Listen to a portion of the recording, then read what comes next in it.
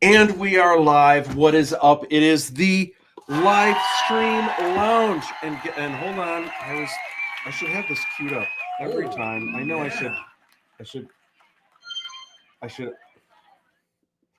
should always have this ready to go. That's right. In life, in everyday life, you should always have it to go. All right. Please welcome to the Livestream Lounge, the Jinn of Wisdom himself, Aaron Golematis.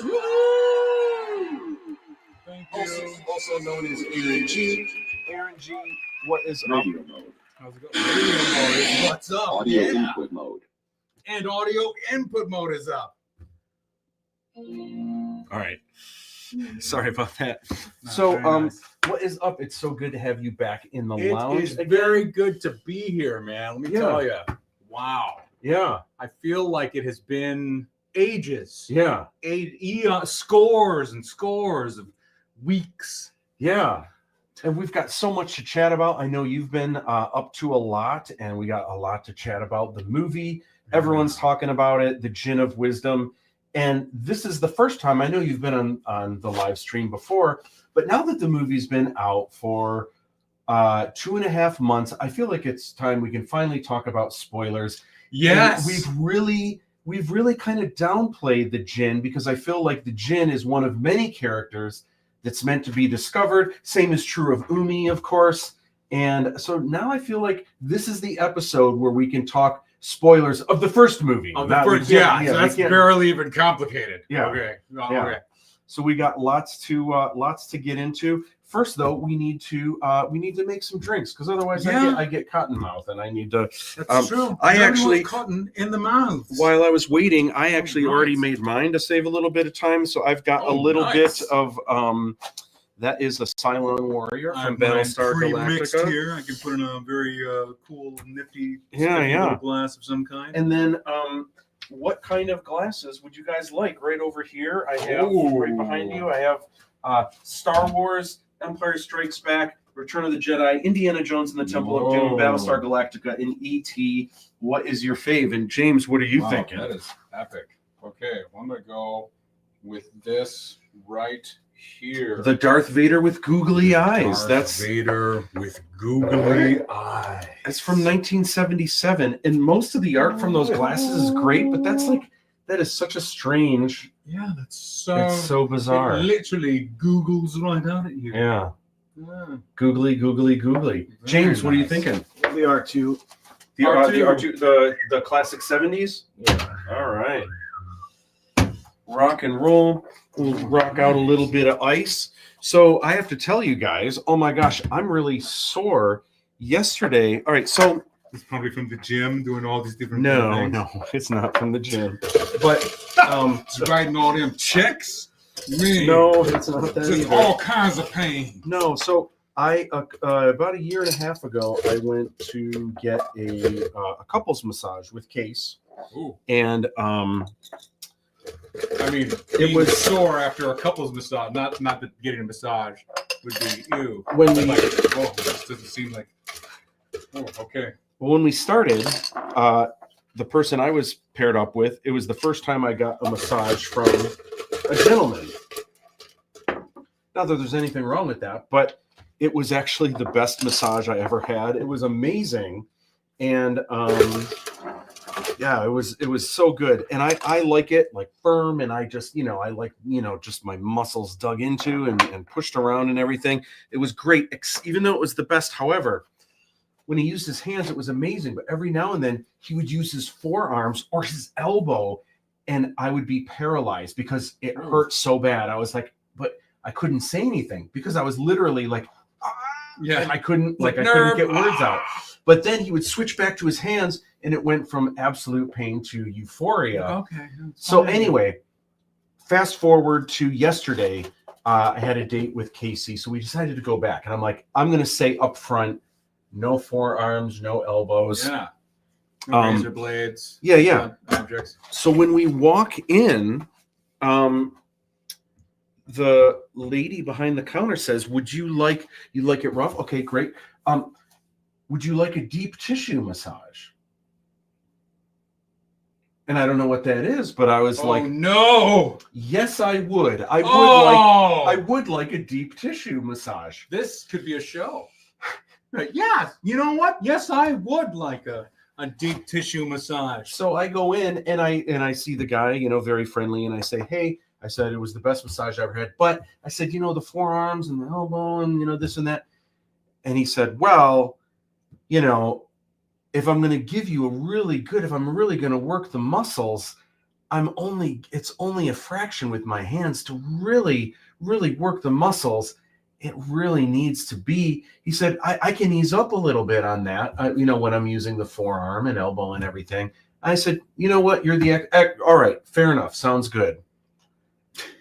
It was even, when I say worse, it was even more than last time. And I feel like it wasn't so much a massage on the outside of my muscles as it was diving under my muscles and massaging the bones and moving them it's almost like the removing muscles. my muscles from my body and then hitting them with things. So my shoulder blades hurt so bad.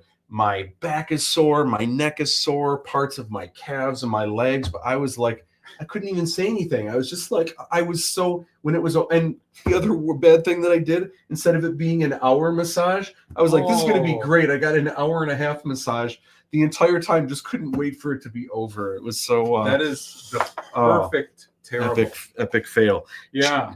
James, the usual? Yeah.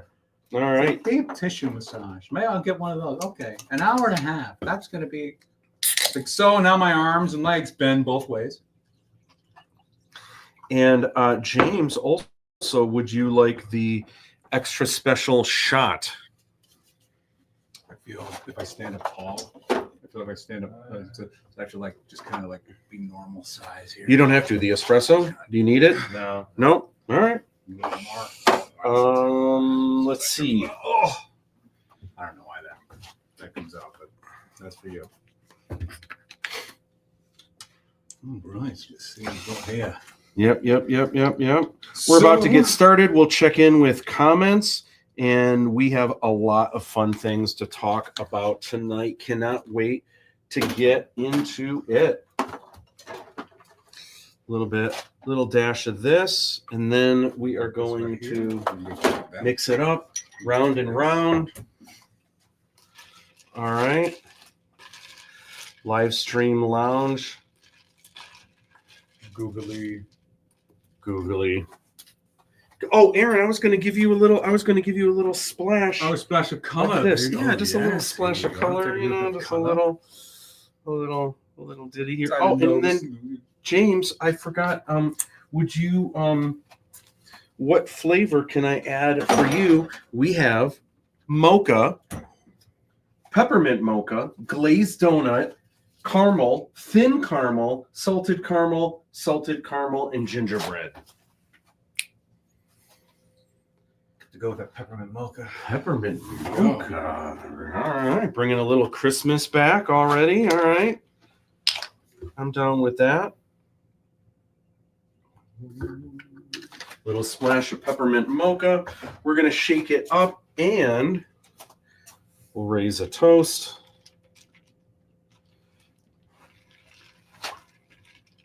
Share some links.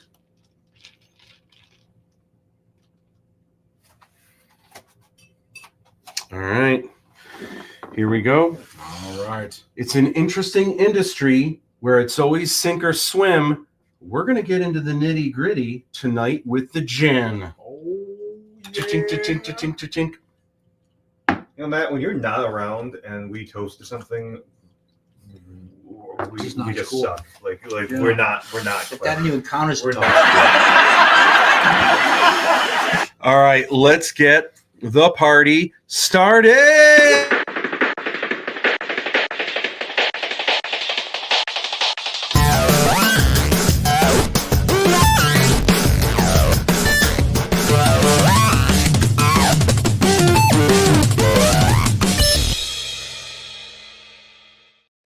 Woohoo! Thank you so much. It is the Livestream Lounge.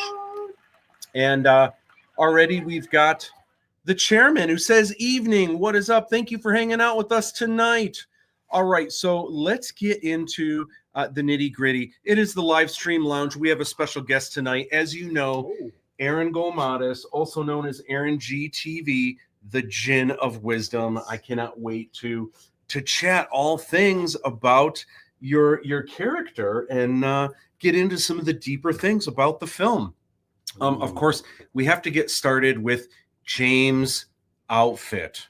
All right, James. Oh, yeah, this deserves a whole show. What is going on? This is James. This is us watching James. This is a reaction video. Well, yesterday, what did I do yesterday? You didn't get a deep tissue massage. I did a deep tissue massage, but so I woke up in Pontiac yesterday, right? No, I woke up in Pontiac today. That's how all good stories start. And so clearly yesterday I was decked out. This is my Tron-inspired tracksuit. Yes. Very nice. With the complimentary like Flame X indestructible shoes. Love it. Very and nice. My hair was not doing what I needed it to, so I preemptively planned to have this Nice cat hat. I noticed the squirrel pins are missing. Well, that's fair. The squirrel pins were not part of the aesthetic, but my Gravistar Bluetooth earbuds. Oh yeah, very nice. So that's what's going on today. All right, looking fab as usual. Shut up, baby. I know it. Rock and roll. Looks good. I've got, James, you probably remember this. I got this do. when we were in Fuzzy. West Hollywood on Melrose, and it's got the Leave Your print on the side, and it's fuzzy. So I feel like in the wintertime, it's actually snowing here in Michigan. There's no snow on the ground, but there's the... there is snow in the air, though. Mm-hmm. It's just like, nothing. Yeah. So I just wanted, it's kind of cozy. But spring is on the way. That's for sure. Eric Steele just dropped in and said, Jinn of Wisdom. Heck yeah. Oh, yeah. Awesome. Just hung out with Steele.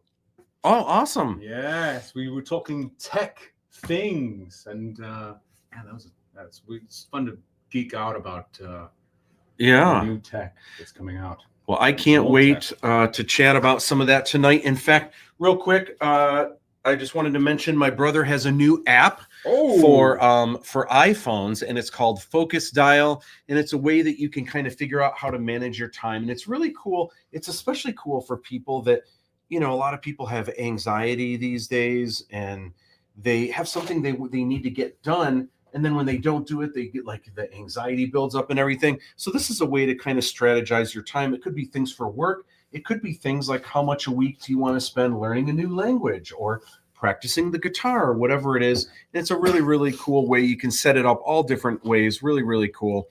And you'll find it in the App Store for iPhones. Real quick, I have to talk about my son who's getting older. Incredible. And in fact, for this week, the photo I wanted to share, there's my sister, Delina, watching him. Up to no good, and already there he is with that devilish grin, pounding down a glass of wine. Obviously, but super adorbs, and he's just amazing. He's almost crawling. He's on all fours, but he doesn't really know to put his legs his knees one in front of another, so he kind of just launches forward and face plants. He's preparing himself to fly. Yeah. Faraza says, yo, Matt and Aaron G, it's Aaron F from Australia, loving the excitement around the release of Aladdin 3477. Awesome. Thank you so much. Thank you, Aaron, for hanging out with us tonight. Yes, Aaron F, great to hear from you. Aussie. Yeah. Nicely done. I know it's been a while since, the Discord? Yeah. Yeah. So I've learned a lot about Discord, actually. Oh, yeah? Yes. And the more I learn, the less I learn. Because I know. Yeah. Apparently, it's like having your own planet. Yeah. Yeah. It's Photoshop is the same way too, and I guess everything like science. the more we learn, the more we realize, oh my gosh, we don't know anything. You know do we? nothing. We really know nothing. Yeah. Yeah. So the Rocket Mafia is a new band that it's kind of led by Ricky Rocket from the band Poison. Also Mick from the Bullet Boys is in it. Very cool. So I did some art for Ricky, and he wanted to have a kind of a cool Scarface kind of thing. Oh, wow. That so this is the art that I did, but I wasn't sure if he would like it. You know how it's kind of split with the black and the white. I wasn't sure if he would like it with the white on the left or the white on the right. So what do you guys think? White on the left, white on the right. I think the right was the way to go, and in fact, I think that's what they did. Oh, So they have hey. T-shirts. This is what their all-access passes look like. This was at a show at the Whiskey A Go-Go in nice. Hollywood. And then the other cool thing, look at this, skateboard decks. And if I'm not mistaken, this is the first skateboard deck, I think, that has my art on it. The first it's like, you know, The first that's printed. official. And I haven't done that yet. I know a lot of artists that get into skateboard decks. I haven't done it yet because I see a lot of artists making them, but I don't really. Have you ever gone into someone's house and they have like a skateboard deck I'm framed glad you asked. or hanging on the Because wall? I am a super skater. Okay. That is not true. But I know so much. No, it's not. Jim has one hanging out. The only thing I know about skateboards is that they can be used as weapons, not officially. Definitely don't do that. They from point A to point B a lot faster than I thought they were. Okay. A lot cooler. Like the skateboard technology has Yeah. exploded recently. Yeah. What Jim, was it his own artwork or was it just someone else? Oh, one that he There's a collected? dude on Instagram I follow, and he does really great line art for all sorts of pop culture things. Okay. Does not take commissions, does not sell his things. We just have to admire them on these little tiny reels because you can't like save the video either. Like, come on, man, I have to know. Yeah. That's wow. That's super. So speaking of art, there is a new volume of the Beatles Uncovered, and they're using my Beatles artwork Oh wow. for the cover. And yeah, super excited about that. It's my buddy Mike. So what it is it's kind of, you know how you can find these days, it seems like you can find the complete tracks of all these songs. Yes. So what he's done is he's gone in and remixed, remastered, played with all the levels and gone through, but focused on the most, instead of like mixing it so it's like a perfect song and everything, remixing them so you hear the most interesting parts. Oh, So there might be a song where maybe there's like a cool synthesizer in the beginning. You may not have known that there's actually a recording for the synthesizer throughout the entire song. But maybe in the final version that we know, you don't even hear the synthesizer through the rest of it. So there's all these buried missing treasures. And if you're like a huge Beatles fan, like this is wild because there's so many, though. A lot of the songs, especially when they got into more of the like the hippie stuff, there was like backtracking, I think they called it, where they had like backwards stuff and secret messages Masking. and Paul is dead. Yeah, and just like all that stuff. So really interesting. But that's the cover of the latest one. Aaron says Americans attempting an Aussie accent is a scary thing. Yeah. Yeah, shrimp on the butt. Boom. Yeah, I will not I won't even try. Real quick, so I mentioned something about this a little while back that I got a new Jeep, and this doesn't really do the color justice. It's called Bikini Pearl Coat. It's this teal color in the sun. It's just so beautiful. It's a little bit more blue, but what I wanted to do, I wanted to add accents, and I wasn't sure, so I posted on Insta and Facebook. What do you guys like better? Do you guys like the yellow or do you guys like the red? And between the two, everyone not everyone, but the majority of people. Well, no, I can't even say that. I really like the red too, but most people voted yellow. So here it is in the driveway, and it is so much fun. It makes me happy every time I have to drive somewhere. Puts a smile on my face. He's ready for the sunshine, I think. Yeah. I am so ready for summer. So some new videos really quick. First of all, thank you guys so much. I recently crossed over 15,000 subs on YouTube. Super grateful for that. I think I was at about 9, maybe I was at about 6, like 2 years ago, before the Aladdin 3477 Kickstarter. And so no one really knew much about Aladdin. And since then, it's just been driving up, which is just so awesome, because I thought for sure, man, I've got this great You Can Draw Star Wars audience, but it's never really gonna, I don't know if my own thing will grow from that. And it certainly has. It's at least doubled just because of Aladdin 3477, which is, I'm just so grateful for that. Last week, a video on how I put together this print for Encounter on Pana Prime. It's the first appearance of Boba Fett, and that's been making a little bit of buzz. It's also been shared on Fantha Tracks and Jedi News. I need to talk really quick about the recent 32 peanut butter whiskey taste off that we had. We had a live stream promoting Aladdin dropping on Tubi. So over the years, I've collected 32 different peanut butter whiskeys, and I've always wanted to try them all. Like, which one is the best? I'm not even a really big like whiskey person, but the first one that I had, I thought was actually really good. And then they just kept popping up, and I just wanted to know what is the best one. So I had James and Wolf and Eric and Cam come out, and we tried them all. Hilarity Every single one. It was so great. James, did we have fun? Oh yeah. I had so many people asking days up leading up to it. James, so the Aladdin people are going to sample all the whiskeys? Yes. And you're going to talk about Aladdin? Like, yeah. What's the point of sampling the whiskeys? It's part of the marketing. It was, Aladdin? yeah. It Yeah. was. Like, what is there a peanut butter whiskey sponsor in the movie? Like, you're gonna have to watch it, but Yeah. Well, it's funny that you asked, because I am really, really about whiskey. Yeah. And no, this is make Jello shots out of that whiskey. Did you really? Oh my gosh, the Elvis one? Yeah. Oh my gosh. It's actually pretty good. All right. And I realize meal prepping, some people go ahead and make a week's worth of their vegetables and stuff. Okay. And then some of the James meal prep does not count 60 Jello shots in the bottom crisper drawer. maybe of the fridge. your I mean, meal. Whoa, prep does it. whoa. No. I mean, look, I'm going through some stuff. Okay, like you should be okay. Like, how about equal Yeah. opportunity whiskey? Yeah, How about you know, that? You know, and Yeah. after creative stagnation, you should not be stifling my creativity. That's now. right. Oh my You all gosh. have fun with y'all neo-Nazi meal prep. Oh my gosh. Well,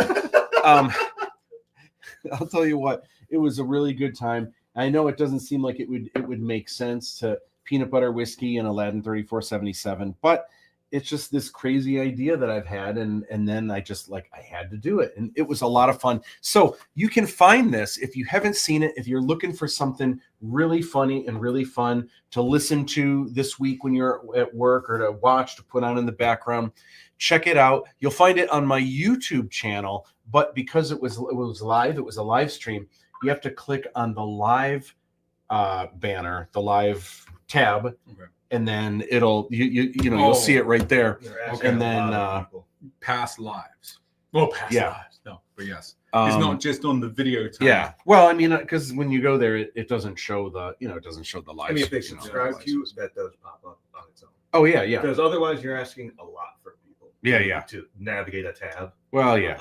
That tab, what is that? Yeah. Well, it's up there. It's right at the top. So It's life-changing. here's what's up. Some new videos on the Aladdin 3477 YouTube channel. There's a video called What is Aladdin 3477? That's been doing well over there. We've had some unboxing videos. We've had some exclusive clips, and this is really interesting because something really interesting happened. First, for me, you can see here's another exclusive clip recently that has the Jinn as well. I got flagged. Any clip that I have that is like an exclusive clip, Yes. I got flagged, and there's they're blocked in 248 territories. So most people can't see these videos now. Wait, why? Because it's a copyright? movie. Because Yeah. it's a and you would think, Well, don't I own it? No, I actually don't own. I don't own the film right now. It's being licensed exclusively, not just worldwide rights, universe rights. So you were naughty. Through. is So what I it was, is. I was naughty. Well, It's like, I'm going to follow up Rebel, on it. Pirate your own movie. One of the things I need to do this week is contact Buffalo 8 and see if there's like a code I can use or anything around that, because obviously I'm just trying to promote the film. Or I'm trying to, I wouldn't be making money off it or anything like that. So it'll be interesting to see what results. Okay, we need to chat about the Jinn of Wisdom. As I mentioned, we kept all this mystery surrounding it. So I want to get your thoughts, but right off the bat, it was interesting for me because I don't know the story, so I'll just make this really quick. But I wanted to make this sci-fi epic saga. Yeah. So when I was in college, I kind of wrote the bare bones of the story, fell in love with it. I was like, oh my gosh, this is the greatest thing. And then I started drawing it as a graphic novel. 20 pages in, I realized, oh my gosh, it's just like Aladdin. That drove me crazy. I tried switching some things around. I did some gender swapping and released it as a different comic book, but it just didn't have the same flavor. Now, I knew the whole time that Aladdin was public domain. So if I wanted to make it Aladdin, I absolutely could. But I wasn't interested in that. I didn't want to do a remake or a retelling. I was not interested in that at all. And over time, though, I started to think about it and like, man, maybe that would be cool and maybe people would like that or whatever. But my biggest hurdle was the Jinn. What am I going to, or I'm sorry, with the genie, right? Because everyone's going to be expecting Robin Williams and everything else. And I was like, well, first of all, I'm not interested in that. Not anything against Robin Williams, but I wasn't interested in that. Also, my whole thing with these movies and the movies that I wanted to make, I wanted there to be a lot of visual effects, but I wanted them to be as much in camera as possible. I didn't want it to be crazy CGI. Yeah. So if I have this genie that's constantly doing crazy wishes and impressions and going whoosh, suddenly, he's dressed up funny like this, and then whoosh, now he's an elephant, or now I'm just like, I was not, it just changed the entire vibe of what I was trying to do. And I was like, what could I do? I can't compete with that anyway. What could I do? And I was thinking, like, maybe I make, the genie scary. And like, no, maybe I make the genie like this. And then I was like, what if the Jinn was really wise? And what if he was kind of this mentor to Aladdin, almost like an Obi-Wan Kenobi? And I was like, gosh, it would need to be, if I went this route, yeah, this would be great, but it would have to be a really special person. This actor would really have to command the screen, it would have to be someone amazing, someone that I can trust, because if the Jinn doesn't work, it's all for nothing.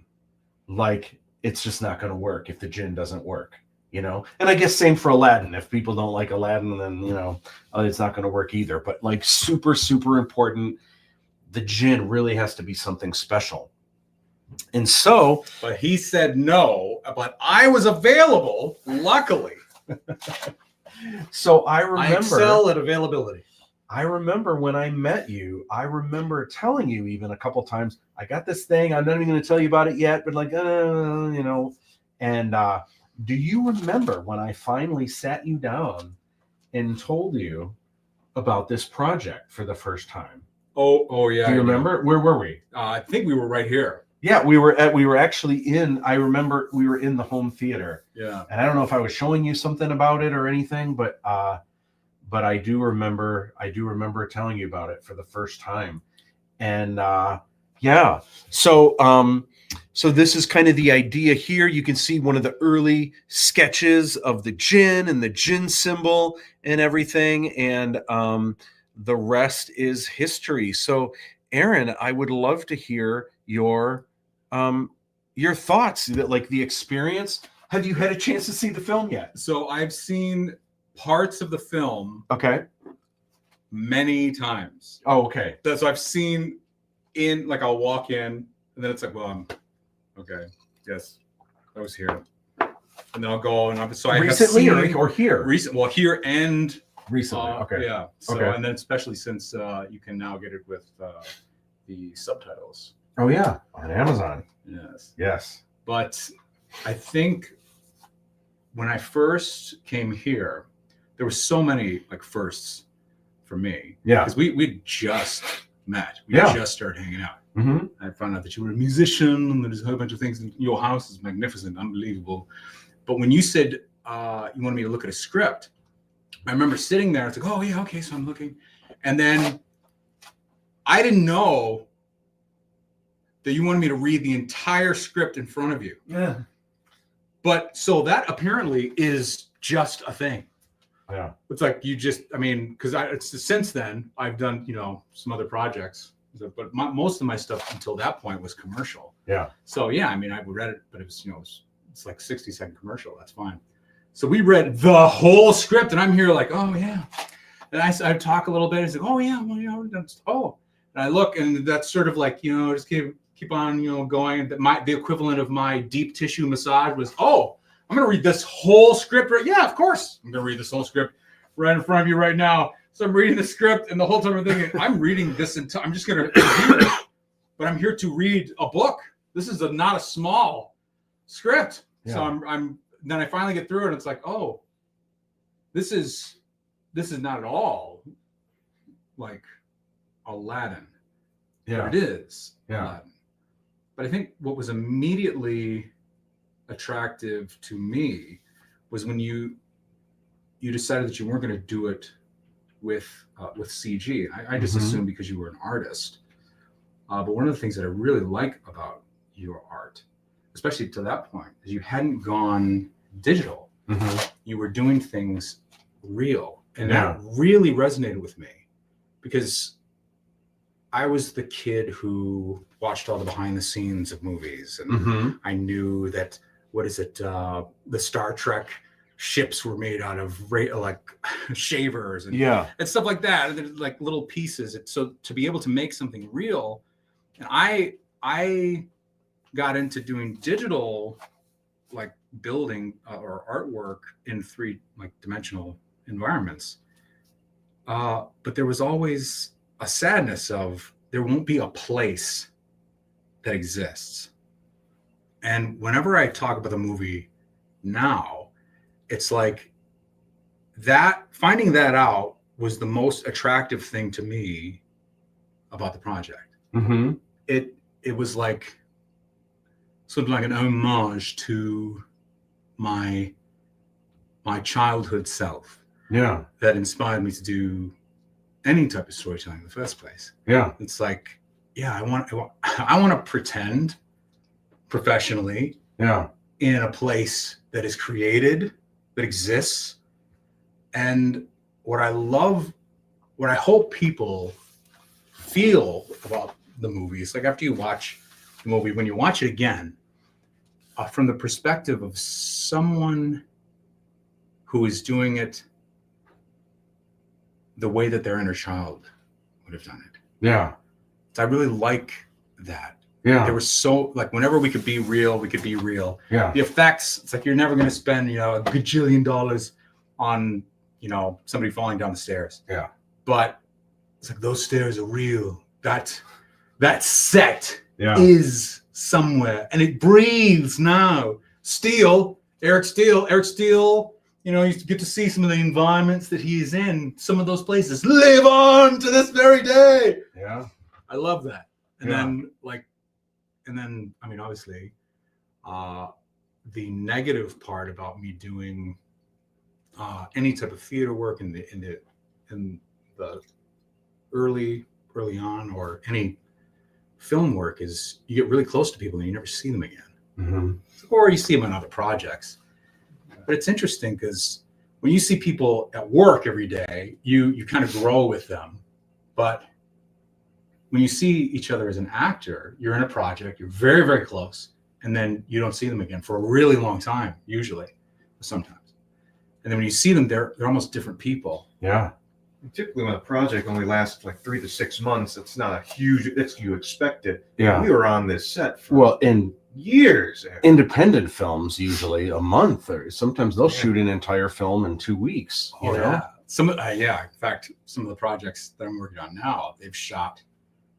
I think it was 2 weeks. Mm-hmm. Was the fastest. And I know we'll get into that process and how that has changed. Mm-hmm. But what's interesting is how human it can still remain. Mm-hmm. And you ended up not making just a movie. You kind of like revitalized a whole city of entertainment. Like all of these projects started coming, and there was all this crossover. And people started hanging out, and it's like I've done. Like I think I'm on 3 different projects with Steel, with 3 different organizations. Yeah, and it's like it was cool. The family that you created. Well, and you've done stuff with Oz. You've done stuff with Alex Jacobson, Ghost. You've done stuff. Oh my gosh, with everyone, you know, you've done all kinds of things. I like to be easy to work with. Yeah, and it's been great, and I love seeing that for sure. Yeah, it's definitely a family. It's neat that there are people that have met on set that are now married. There are people that have kids now. Yeah. There are and then there are people that have, you know, had falling outs and everything, but it's just like a family, you know. It is like a family. It is what it is. But a lot of people say when they're on a film, like, oh, it was like a family, but like I feel like I always want to say, you don't know. Like we really like it's just for better or worse, it really, you know, we've had but I think all for the greater good, and we've through thick and thin, we've made a really cool project that I'm certainly proud of, and that's going to continue on. And we've made some really cool, merch and toys and everything else. And the first time you showed, so for some reason, because I see art of other people, and I appreciate art. What I loved coming into your house actually was what stuck with me is that you were also a fan. Mm-hmm. And it sort of, I don't know if it gave my brain permission. I think of it as it giving my brain permission to, oh yeah, so you can love this stuff. And I think one of the first things you said to me was like about it is well, I make art for people, but also I enjoy art myself. I'm a fan of these things. And then it was interesting to see, like, I think what stood out to me was the Hellboy. Oh yeah. Hellboy hand. It was in the middle. It was like, that is so cool. Yeah. Like, and I would see little pieces that are like the 10 of memorabilia of that genre or that piece. It's like, wow, that is something I wouldn't even imagine collecting. Yeah. But it made perfect sense. You weren't, well, it was genuine. Yeah. Because you're a fan of things. Yeah. And it only fits that people that would translate to your. You know, it's interesting that you bring that up, because I feel like almost every experience of my life has led to and been funneled into Aladdin 3477. So things like collectibles, which is a business that I work in, I've always felt like if I'm not a collector, what business do I have creating things that I assume other people would like? Like, if I don't think it's going to be cool, why would anyone else think it's cool? Yeah. So that's also been the thing for Aladdin 3477. There's been some things that I considered making as merchandise, but I didn't think it was that cool. And I see other people that collect that stuff, but my rule of thumb has been, if I don't think it's, like, if I wouldn't collect it, how can I expect other people to? And that's why I haven't done like a Fidgy plushie yet. Tell me, man. I don't have it, so everyone says so. We may do it, but it's so cute. Yeah, I wouldn't trust a vegan telling me to come to their steakhouse. Well, so I'd probably go at least once, though. I got it, so I'd have to check it out. That's that's fair. We've got like the collectible Fidgies and stuff. These I Yeah. absolutely love, and people have thought those are cool. And then the obviously we've got the Lego minifigs and That got to the me. Gin of For some Gin reason, of Wisdom. There were a is, lot of things that hit my brain. Yeah. That was like, Yeah. man. And I think It was this so one big at that time. Yeah, I think this one is shipping with Swagbox 4. Oh, So yeah, people come on, don't have people. this one yet. Me. But this brings up an interesting thing because this is the minifig, which are tiny, but we've got like the Eric Steele. I'm testing out these blockheads. Have you seen these before? So I have These That is awesome. Yeah, it's this giant. Oh, looks just like steel. Yeah, Oh my goodness. It's this cute minifig, but it's a lot of pieces. It's like nearly 200 pieces, and it has to be done in a way. It's got all the little dots, the pegs that go together, but they have to be inverted so you don't have pegs all over the place. So it's a really, really neat process for doing it, but you have to sell a lot of them, and obviously they're pretty costly. But Yes. so I made a couple of these actually.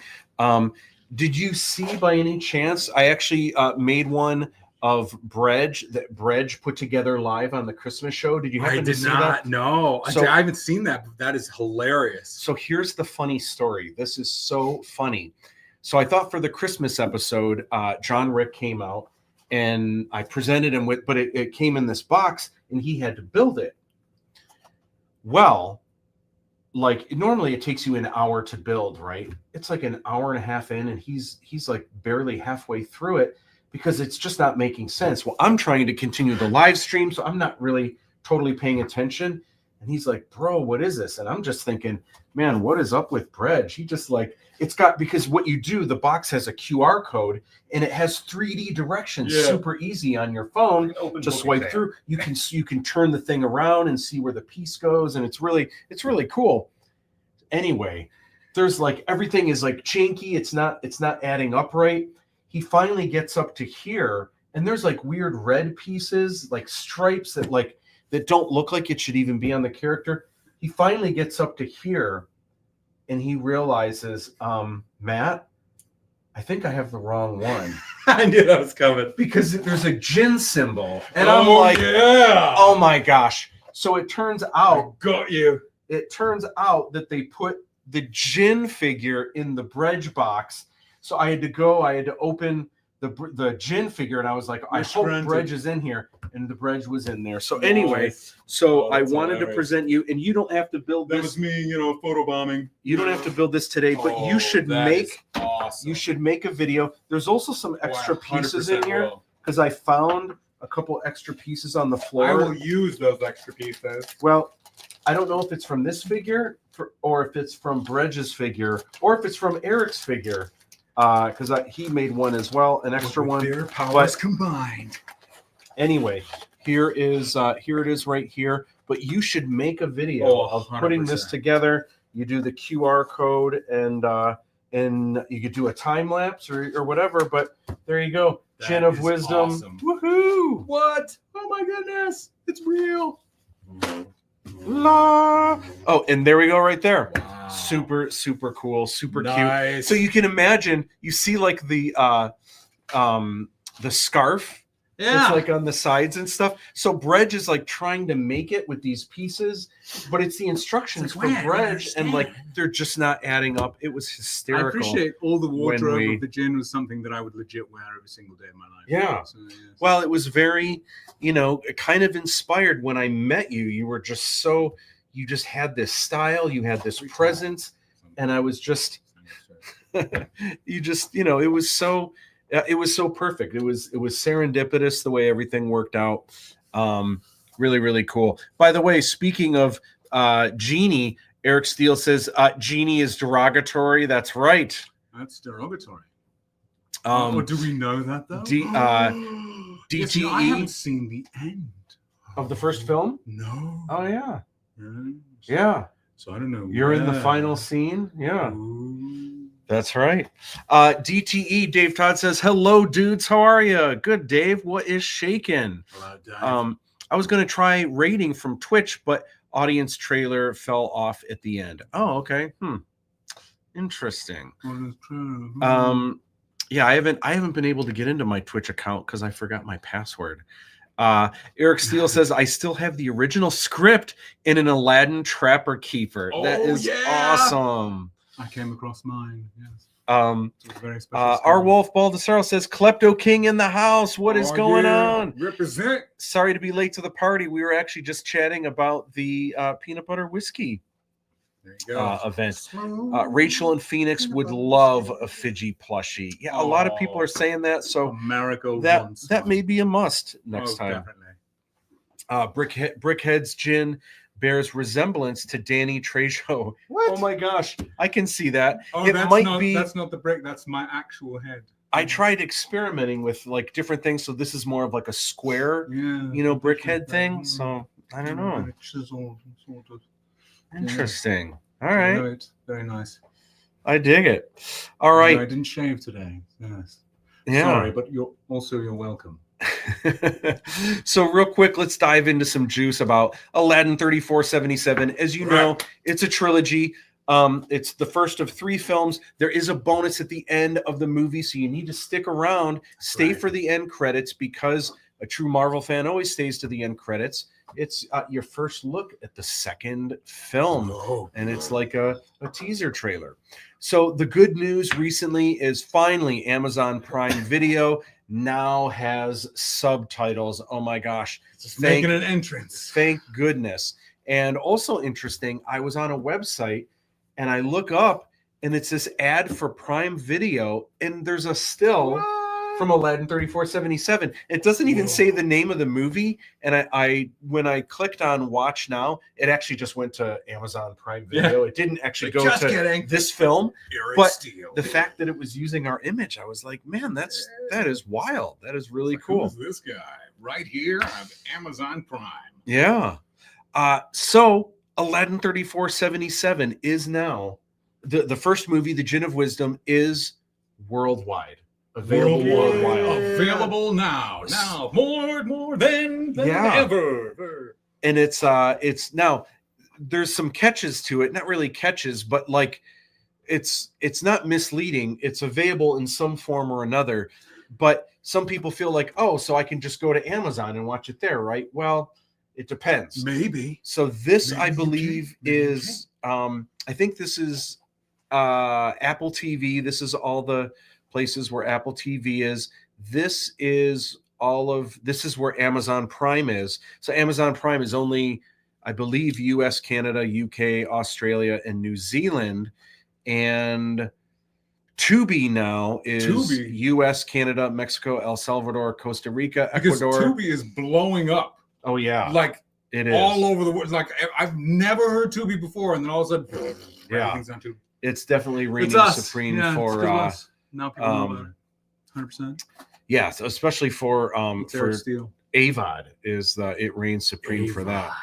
I'm pretending to know what that is. Oh, you don't know? AVOD. You know what? You're gonna learn tonight. So here is all the places you can see it. So first there's TVOD. Do you know what TVOD is? Yeah, because I don't know if you know this, but I'm really into it's a skateboarding thing that I'm really all about that skateboarding. No, actually, I don't know that I've heard of TVOD. TVOD is transactional. My T is my TVOD. This is me. This is when I'm shaped like a T. This is my TVOD. It's transactional video on demand. That's what I was gonna say. Like that was the old way. That's old school. Now we say it different though. Now mainly. So anywhere that you watch it on TVOD, the cost is always the same. You can rent or own, and you can get it in SD for cheaper or HD for just another $1. For those who can see. Yes. I remember when my life was in HD. Now it's all standard. Ooh. Yeah. Well, Amazon Prime obviously now finally has the subtitles. Apple Amazon TV Plus. So this is all TVOD. This is where you have to pay for it, but you can pay a small price to rent or just a little bit more to own it forever. Fandango at home, Vudu, little bit extra to touch it. iTunes, Google Play, YouTube, Verizon. What's cool about Verizon? I went to check out just to see, like, really? You can watch it on Verizon? Yeah. I went to their homepage. There we were. right next to Wicked. What? Kitty corner from Uncle Buck, right above Adventures in Babysitting, and kitty corner from Big Trouble in Little China. I was like, that's wow, like, man, like right that is, there. I didn't know you could watch movies there, Man, but it was call me. how Let's do an amazing. album. Let's do a couple albums. I see here real quick. Let me a couple comments. Chairman says evening Enforcer OS, which is Dave Todd. My mom says Tubi didn't have subtitles. Are they on all the others? Yes, they should be, and I have some information about that with Tubi. I'll be getting to momentarily. So it's on Vubiquity, it's on Hoopla, which is actually for free, but it falls under TVOD because it's the government pays for it. If you have a library card, you can watch it for free. And you can watch it for free. You just put in your library card information and you can watch it there. But it's also on all of the cable, Charter Communications, Spectrum, Cox, and Xfinity. Plural. Which one is the best? All of them are good, but actually Fandango is a little bit better than the rest because if you look closely, they actually have it in HDX and Dolby Digital Plus, and HDX encodes the video at a higher bit rate, takes a little bit longer to download, but you can download it. You get to keep it forever. Like even if Fandango stops having it, if you download it, you'll actually have the actual file forever. And it's Dinosaurs Return. It's the only one that actually plays it in the film's native 24 frames per second. What? Which is great because normally it does, if you're watching something on TV, it does the H.264 codec. Oh, I actually know what that is. Or there's H.265 now. I have no idea. I lost the whole number. That dot is very important. All right, so here's your lesson for today. All right, here we go. AVOD. AVOD. This is just AVOD, but not just AVOD. It means it's free. Yes. But there's a catch. Uh-oh. It has advertisements. Oh, what? Oh, well, actually, advertisements. Does that mean we get money? Oh, yeah. It does. Well, there you go. Pennies. Pennies. Pennies are good. If it's that. like 50,000 yen. But not really, not anymore. The cool thing is people can watch it for free, and they just have to sit through a couple commercials. No big deal. And Tubi is the main one now. Or not Tubi. There's a couple issues with Tubi, not huge issues. If you type in Aladdin, you'll find it right away. Here's what's interesting though. At the moment, and Buffalo 8 is on this, or trying to figure out what's up. Right now, it's listed under fantasy, adventure, and comedy. Now, this is a little weird because comedy, there is a lot of comedy, especially with the Jinn. I know. Right? Yes. Which is great. But maybe romance would be better. Maybe martial arts. I just don't think if people are looking for a comedy, I don't think they would see this film and be like, "Oh, that looks hilarious. I need to watch it." Like if they're looking for something funny, unless there's more really comedy than there is romance. I've seen this movie like 8 times. So. Well, maybe there is. I've heard a lot of things about someone somewhere who is selling ramen or something. I don't know if that's a the Noodle Master. Yes. Yeah. Something. Well, anyway, so here's what's up. You can find it under comedy, and there it is, right next to Grumpier Old Men, above Kindergarten Cop, and Kinney Quarter from 16 Candles. It's not a 16 Candles is a comedy. See, I thought that was romance. Really? All right. I guess so. I mean, you know, if it's movie math. I know we're no rom-com necessarily by any means, but it's a science fiction comedy. So here's the thing about Tubi, and I tried to find out what can we do to get the subtitles back up and running. Do we have to wait again? And the answer is kind of no. The answer is we don't know. Yeah. Well, no, we know, but here's what's up. So there's no subtitles. Except there are. So here's what's up. When you watch the film, you don't see them there. You can go and click on subtitles, but what it does, when you turn subtitles on, it actually turns on all of the closed captions. So the good news is you can actually see what all the forced narrative subtitles are now. Unfortunately, it means you also are reading captions for everything. So wind rustles through the tall grasses. robot chirps, squeaky noise. Uncommonly attractive Jinn appears. If you say something in English, it'll say that as well. So it really is closed captions for the hearing impaired, but at least you can hear everything. So here's what's up. So I tried to find out what's going on. So with Tubi is a little bit more bare bones, and we have no choice. You either get to have, even though they call it subtitles, It's all or nothing. it is. It's all. You get all of the words or none of the words. Because a lot of times they have it where you can watch subtitles. You can watch subtitles in a couple different languages, or you can not have the subtitles but closed captions. And Tubi just doesn't mess around with any of that, and they're like, you get it all. So you get everything or nothing. So, but Tubi's a force to be reckoned with, so we just have to abide. We're like the dude; we have to abide. But also, if you are interested if you are interested in learning what the Androids are saying, that will be an app coming soon. Understanding Android the easy way. DTE says to the chairman, "Hello again," and Wolf says, "Hi, Noodle Master." Noodles and more. Yeah. You like a noodle? So here is the rest of AVOD. It is on Plex right now. Plex. It is on Freevee. Oh. It is on Vire. By the way, Vire Network is one of the places, if you know what that is available worldwide. So no matter where you are in the world, no matter what territory, what country, you can watch it worldwide there. Vire right here with you. Yep. And it's also on Just Watch. Here's the cool thing about Tubi and AVOD, though. With TVOD, it doesn't matter how many times you watch it. Of course, we want you to watch it as many times, right? On as many platforms. Please tell us which is your favorite. Yeah. But if you buy it to own it, if you watch it a zillion times, it doesn't help us any. Or if you rent it and you watch it a bunch for those for the 48 hours, again, that also doesn't really. And that's okay. We want you to watch it as many times. We do. But if you're trying to help us, though, with AVOD, you can watch it over and over and over again, because the more times you watch it, and listen, we get a fraction of a penny each time. So that's not what I'm concerned about. The good thing, though, is it helps our algorithm.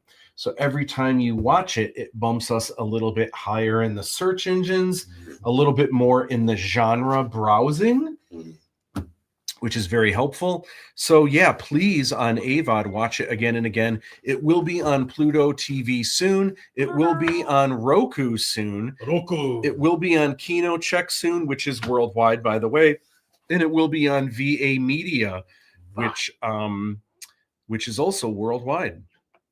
All right, worldwide. Yeah. That's where we be. So here's what's up. I wanted to kind of move the topic into the future of creativity, how generative AI is transforming art and design. Just in general, AI, what is the future of creativity? Now, this is really interesting to me because we've been talking about this on the live stream for over 2 years now. And it's interesting because 2 years ago, I know you were a big proponent of AI. Yes. And I was just I didn't really know as much about it. I wasn't, but I've always been of the opinion that, like, look, I mean, this is where it's going, sink or swim. People are going to start using it, and then you can choose not to use it, which is fine. There's nothing wrong with that. But in this market, in this industry, you're going to be competing against people who are using it. And so that's the thing. Well, the art community in general 2 years ago was venomously against it. Yes. But slowly, they start using ChatGPT. They start playing around with some of the fun filters where it puts their face and makes it look like they're in Lord of the Rings. And suddenly, they're kind of like, yeah, I still hate it, but it's kind of fun. It's cute. And you know what? It actually helps. Fine. I want to know what restaurant to go to if I, only have $30 and what's, in a 5-mile radius that's open right now, and like, and they get the answers, right? Well, that's not using the AI for art. No. But just in general, they're starting to realize just AI in general isn't as much the devil as much as, they think it is. Well, And then there's generative AI, and that's a whole nother, obviously for artists and stuff, that's a whole nother can of worms. But I wanted to chat about you because I wanted to chat with you because this is something that you've been working with professionally for a couple of years now. Yes. And I want to know what's the current industry thing with AI? Where is this going? Not just for artists, for musicians, for filmmakers. This is a crazy thing that's really, it's been a hot topic and continues to be, but I see this evolution happening where obviously people are opening up more to it. They're realizing different ways that they can use it where it's not so much cheating. You still have to be creative. You still are bringing in your skills, but there's different things that it can do. It's interesting with music. Oh my gosh. I can't even tell you how many crazy things on Instagram where you'll hear a Beatles song as if it's sung by Ozzy Osbourne, and it really sounds like Ozzy's band and Ozzy's singing a Beatle, and it's mind-blowing, right? Obviously, it's revolutionizing visual effects and CGI and everything else. Obviously, the art world is kind of turned upside down with the whole thing. So I'm curious, as an expert who's working in this right now, what is going on? Where do we stand today? Where is this going in the future? What does it mean? Should we be scared? Should we embrace it? Like, what's going on? First, I want to say to everybody who was getting ready to stop watching because they're so tired of hearing about AI. I think you might like my sort of take on the thing. It's very different than I think what's happening right now. And the reason I think that is because right now people are afraid, and rightfully so, of being replaced by AI from their companies. And so that is naturally, so first of all, I personally have lost a lot of work that I used to do because of AI, which voiceovers. Yeah. So I in everyday life, I joke because if something needs to be said with a different voice, I just sort of do it that way. And sometimes, like, certain things are said better with a different tone or a different, style of speech.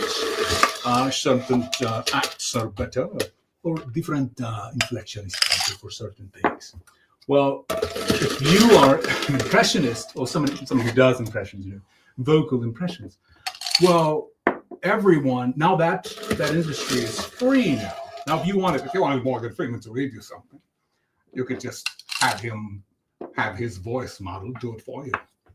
So everything that I used to do is now free. So you would think that my jobs went away, and they did for like a solid year. But one thing that I've noticed, and this isn't the whole part, this is just where we are right now. Companies are realizing that the work that we've been doing, you can get for free now. The problem is some people now, or maybe the good thing is, some people now are realizing that work, a lot of that work, was work that we didn't want to do or care about. That is, I think, probably the plus of AI, is sort of an audit of thought and philosophy. Yeah. Because a lot of the things that we were spending so much time on that weren't really important to some of the companies that we work for, I think we're about to see just how far we were missing the mark and how machine-like we had become. Because the reason I could do voiceovers so well in that genre, and I can't seem to do in other areas, I made so much money at that, was because I could do it and not care about it. Because I didn't actually care about any of those projects. It didn't matter. It's like, if you don't mind me read that, that's fine. Read it yourself. Anyone can read. I'm not putting anyone in a bind by not reading their script as Morgan Freeman. But if you want me to do it, then you got to pay for it. Yeah. So the question of, if money was not an obstacle, what would you do? And I think you are closer to that in your pursuit. I think your life wouldn't look that much different. Mm-hmm. So you have found something that you are passionate about. You're able to put your passion into your work. It also provides you with a living. Yeah. One thing that I've noticed, the work that went away was a lot. But now the work that I get, they are passion projects, because you wouldn't want something phoned in over something that came from your heart. So I do a lot more poetry now that I wouldn't have done before. Okay. And eventually the algorithms will get better. And it'll sound more like a person, and they'll be more and more like artists that existed, and they'll create in this line and this vein of things that existed before, because that's what it does. Yeah. But it is a summary of everything that has existed before, and it creates using those as its tools. Well, that caps out at a point. You end up getting the equivalent of white noise. You can only rehash that so many times, and it creates too. Like it creates a certain way. But I get some of the work that I used to get. Mm-hmm. Whenever there's an advancement in AI, work goes away. Mm-hmm. But then people are like, oh, now all our stuff sounds like the thing, so we got to get something. So I get flooded with a bunch of last minute orders, rush orders. Oh, we got to get, because it sounds just like it. And then it'll go away because another advancement comes out. I think there's a short live of that. But I think I can see that in the visual aspect too, because at first when it came out, everyone was blown away. But then people started seeing like, oh, it always looks like this. And not just everyone makes the joke about too many fingers. But aside from that, like the styles, there was like a couple styles, and they were all very, very similar. It always had that look. So as soon as you saw it, you knew it was AI, even if it didn't have like extra appendages or anything like that. And then a new version. And so people can be, oh, it looks like AI. But then something new comes out that throws you for a loop, and it's better. But then everyone catches on to it, and then oh, okay, so this is like this is the new pony. AI is going through its deviant art phase, where all deviant artists look like they have the same exact art style. And like, okay, yeah.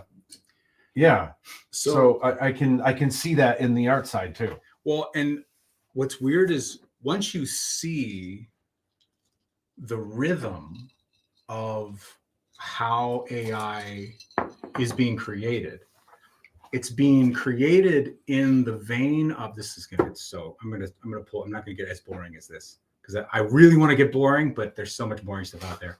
So basically like this.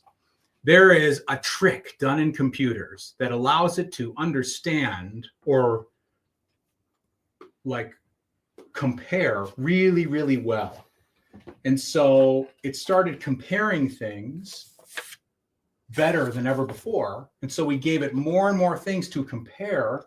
And then it found sort of a rhythm in every direction of communication. You still with me? And then that sounded like language. And that's kind of like what's happening now. In every direction, all creativity, all language is kind of a song that the computer is playing by ear.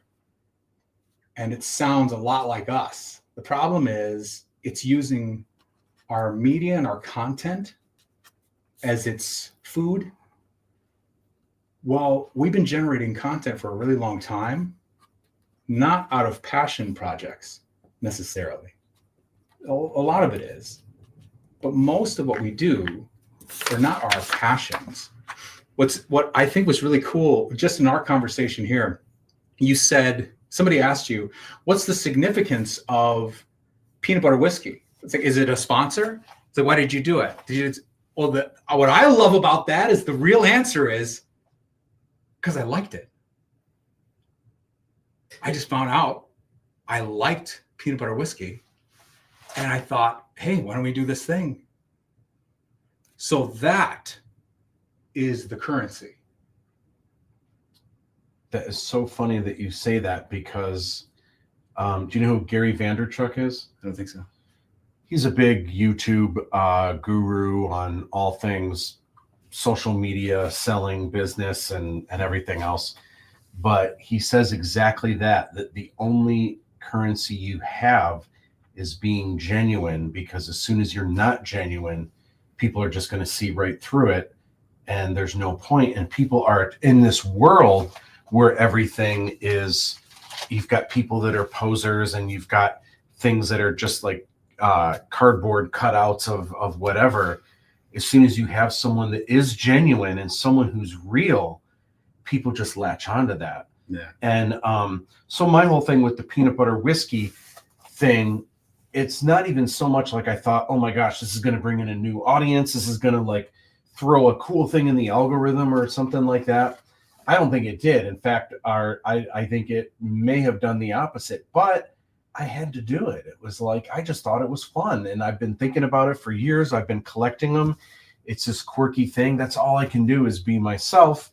And we had a blast. We had a riot. So it almost, to me, it was a win. It doesn't matter if we had 20,000 people watching it or not. We had fun. And for anyone that wanted to watch and join in, cool, it was there. Even if no one watched it, we had a blast figuring out what the best one was. And that actually is why I agreed to do the movie. Okay. Because of that exact thing. Mm-hmm. It's like,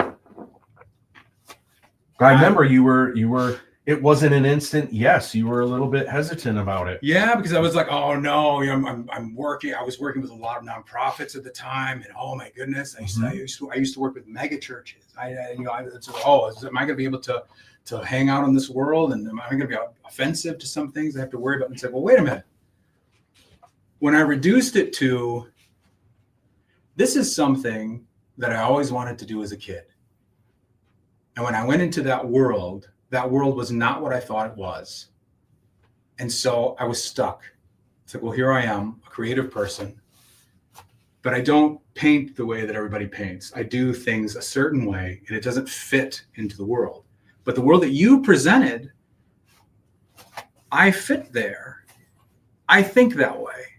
It's like, yeah, I want to do a project where we make all the pieces, where all the actors are people that we know and they're our friends and they're people that we would hang out with. And yeah, let's do science fiction because science fiction is what we're into. Yeah. And it's like, man, I can't believe, and if we're going to do it, it's like, you were a new friend of mine.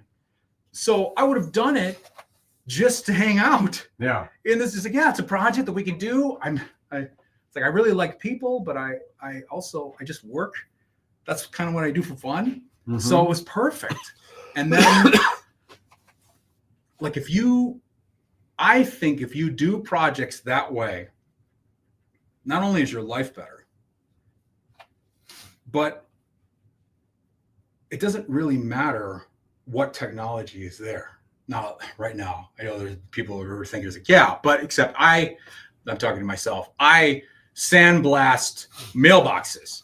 So if robots are doing that, then I can't eat anymore. So that is a real danger. Yeah. So, and right now, the way that we have been doing things, a lot of our jobs are going to be replaced. For sure. But I think AI is ultimately going to be the thing, at least it has the potential to pay attention to that part of our brains too, because it's looking at what caused us to create. It's summarizing and, in a sense, hopefully auditing why we do the things that we do. Yeah. And that question is what my company is trying to answer. So when you I can't just draw things out of my brain, right? And a lot of times I can't just create something from nothing. I used to do this thing where I would scribble on a piece of paper and then I would see like what it kind of looked like. And then I would create that thing because it was easier for me to do that than it was to create something. And because of that, I remember I was going with that. But we do have a question though. Our Wolf Baldessaro says, as a writer, I worry where AI is going. What would you say about that? So that's the thing. So creating tools that can inspire you. So one of the things, because I was doing this in my search of AI and also life things, I found myself in a study, an Oxford study. So I had to be a part because it said Oxford on it. And so the person who was actually doing the study, this is his actual voice, which is hilarious because I had to talk to him and he's talking like this the whole time. And I'm talking like this, just, having normal conversation, but he's an actual person speaking this way, a very posh Brit. And I hope he never finds out that I speak this way. But we talked about it for a really long time. His thing is, do you think that machines will understand human empathy? And my answer was actually really, really long. I would say essentially, I think machines will functionally operate in a level of empathy that human beings do commonly. They won't have to feel it. But in reality, we don't feel it a lot. Mm-hmm. Our bandwidth for empathy is actually very narrow. Well, I would say, especially in today's day and age, I find it a little bizarre when I'm scrolling through Facebook and I see that someone's parent passed away. Yes. And I say, "Oh, sad face," and I'm sorry for your loss. And I scroll up, Van Halen's putting out a new record with Steve Lukather from Toto. No way. And then oh my gosh, this is happening this weekend in Rochester. Oh my gosh, that's really cool. And it's the trailer for the new DC Comics movie. And it came and went like that. I left my little emoji, my sad face emoji. I said my sorry for your loss, but and I meant it, but it was 3 seconds and I was on to the next thing. That's crazy.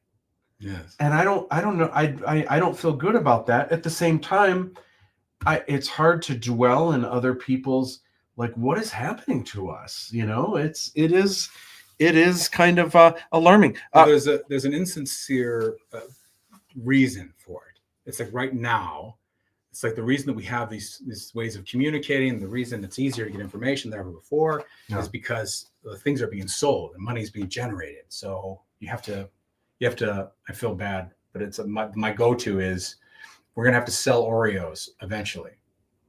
So this came from American Idol, was huge for a while. All these people were going, and before, if you had a band or anything, it was just, you weren't going to make it. Nothing was going to happen if you had to go on American Idol because I had some friends who went pretty far in American Idol and they found out that Oreo was one of their main sponsors. Wow. I was like, wow, I didn't realize that it was Ford and sorry guys. But and it's so if I wanted to go on music, I need to know the best way to sell Oreos with my song. Yeah. Well, that changed the way that I thought about content. But I was able to generate things in that direction. I fit that puzzle that I do worked really well in that world. Yeah. But I used things like the internet to help me, inspire me. Well, I used Google at the time. Google didn't exist before. Google Photo and image search to find things to inspire me. Yeah. But what if my computer understood me so well that it knew how I was inspired? And it spoke my language perfectly. And it spoke my friend's language perfectly as well. My boss's language perfectly as well. And what if intention was the most important part of those conversations? So that is already possible because it already understands us that well, without caring at all. Yeah. It understands us already. Yeah. And we can't utilize that information yet. The question is, well, ethically, what are we going to do? Is that, well, because scientists can't use it. that information isn't being gathered to better mankind. It's being it's being gathered ultimately to sell us Oreos at some point. Yeah. So this whole time, we've essentially rose a digital child, not with the intention of creating the best child. Yeah. It's with selling Oreos the best possible way. So with that, Wolf brings up something interesting. He says a clever consumer can see which projects are made with passion and which are just for money. Yes. Well, 90% of people are not as clever as they claim. So they're all just eating the Oreos, man. They're all Well, they will for a time. Yeah. It's like, but also when we once it becomes normal, you're forced to settle back down and you start, well, okay, it all looks the same. It all sounds the same. Yeah. And I think people are asking the same question that you're questioning. It's like, well, what's happening to us? Yeah. Some real things are happening. And my care bandwidth, my empathy bandwidth is used up. Well, I think we can use AI with intention to inspire the new art in the best possible way, to answer real questions and to solve real problems. Yeah. It's going to be a bit, though, because that's not the question that most people are asking. And also, it isn't getting Oreo money. Yeah. So it's like, sorry, Oreo. I'm never going to get an Oreo endorsement. But it's like, so pay attention to companies that are answering that question, and they will create super tools for you and your future in mind. Because ultimately, like human beings, we race to find out who the fastest of us is. Yeah. And it's like, well, then somebody creates shoes, and then that person is faster than, the other people who don't have shoes. Well, now we just got like a super jet. If you are barefoot, you will not be racing. But all the jets are free now. So we've got some comments here. Dave Todd says a recipe for disaster. Fortnite players aren't exactly discerning. I say that related to selling Oreos. Brian Goku 23 on Twitch says, "What up, Matt? What up?" I want to shift gears here. We're going to come back to the industry and some things happening. In the future. I don't even like Oreos. But let's kind of jam forward with Oreos, a couple Aladdin things. Some things happening in the news. So obviously, when right before the movie was released, Screen Rant delivered the new trailer. They had the exclusive, which was awesome. Collider shared the first exclusive scene right before the film came out, which was amazing. We got the first review from Movie Show Plus, Tom Santilli, which was just amazing. Some awesome reviews on Attack on Show. Film Threat had an awesome review, which was great. Also, they had me on their podcast, which was awesome, hanging out with Alan Ning and Chris Gore. Movie Sleuth had me on their podcast, but also had a review, which was amazing. Perfect Turd podcast. They had a great review, which was amazing. They gave us 4.5 out of 5 stars. I actually just sent those cats swag boxes. I was on the Little Buddy Companion podcast, which was a riot. And you were recently on there too, that is right? a lot of fun. Yeah, I love those guys. Yeah, super cool. Was it just the one host, or was there more than? There was a director too. Okay, yeah. But yeah, it was. We had a really good. Do you know when your episode's coming out? I don't. They're gonna. I think it's. I don't know if it's next month. Okay. I think it's not directly after yours. Yeah. But yeah. They'll let me know, and I'll let you know. Yeah, for sure. It was a lot of fun. Yeah, super cool, guys. And we had this awesome review. It's a video review on YouTube called "This Is How You Pay Homage or Homage to the Past." And this is kind of what we were talking about with just the practical effects and everything. And, you know, it's a fine line between just blatantly ripping off other movies or just giving them a salute. And there are scenes that are kind of, you know, paying tribute to E.T. and there's a little bit of Evil Dead and there's, you know, Star Wars and everything else. But I'm just so thrilled because I was worried. I was really worried at first, like, man, are people just going to see right through all these little salutes that I'm giving?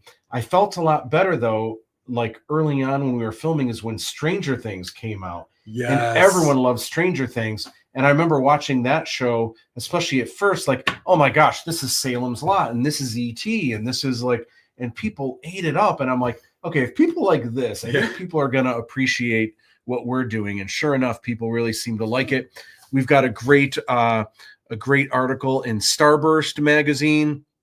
Black Magic Design. Dude. That's huge. Oh yeah. They put out a press release, which was so cool. It was on their front page, which was amazing. The film trilogy, Aladdin 3477, created with Black Magic Design. How awesome is that? There's a shot in the studio in downtown Utica.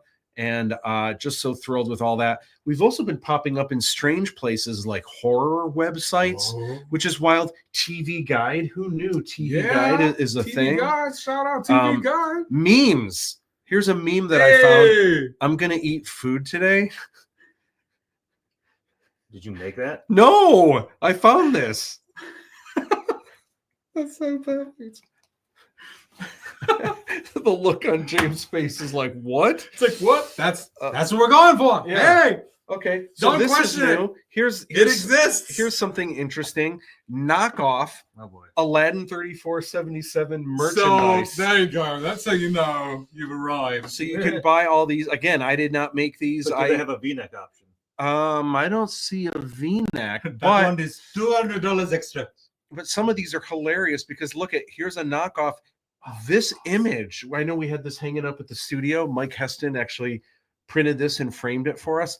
This was actually the very first. I didn't even have the script written yet.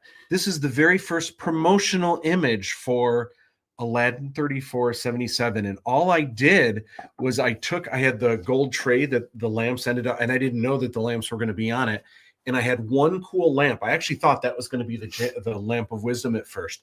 I held it up in front of my mantle above the fireplace.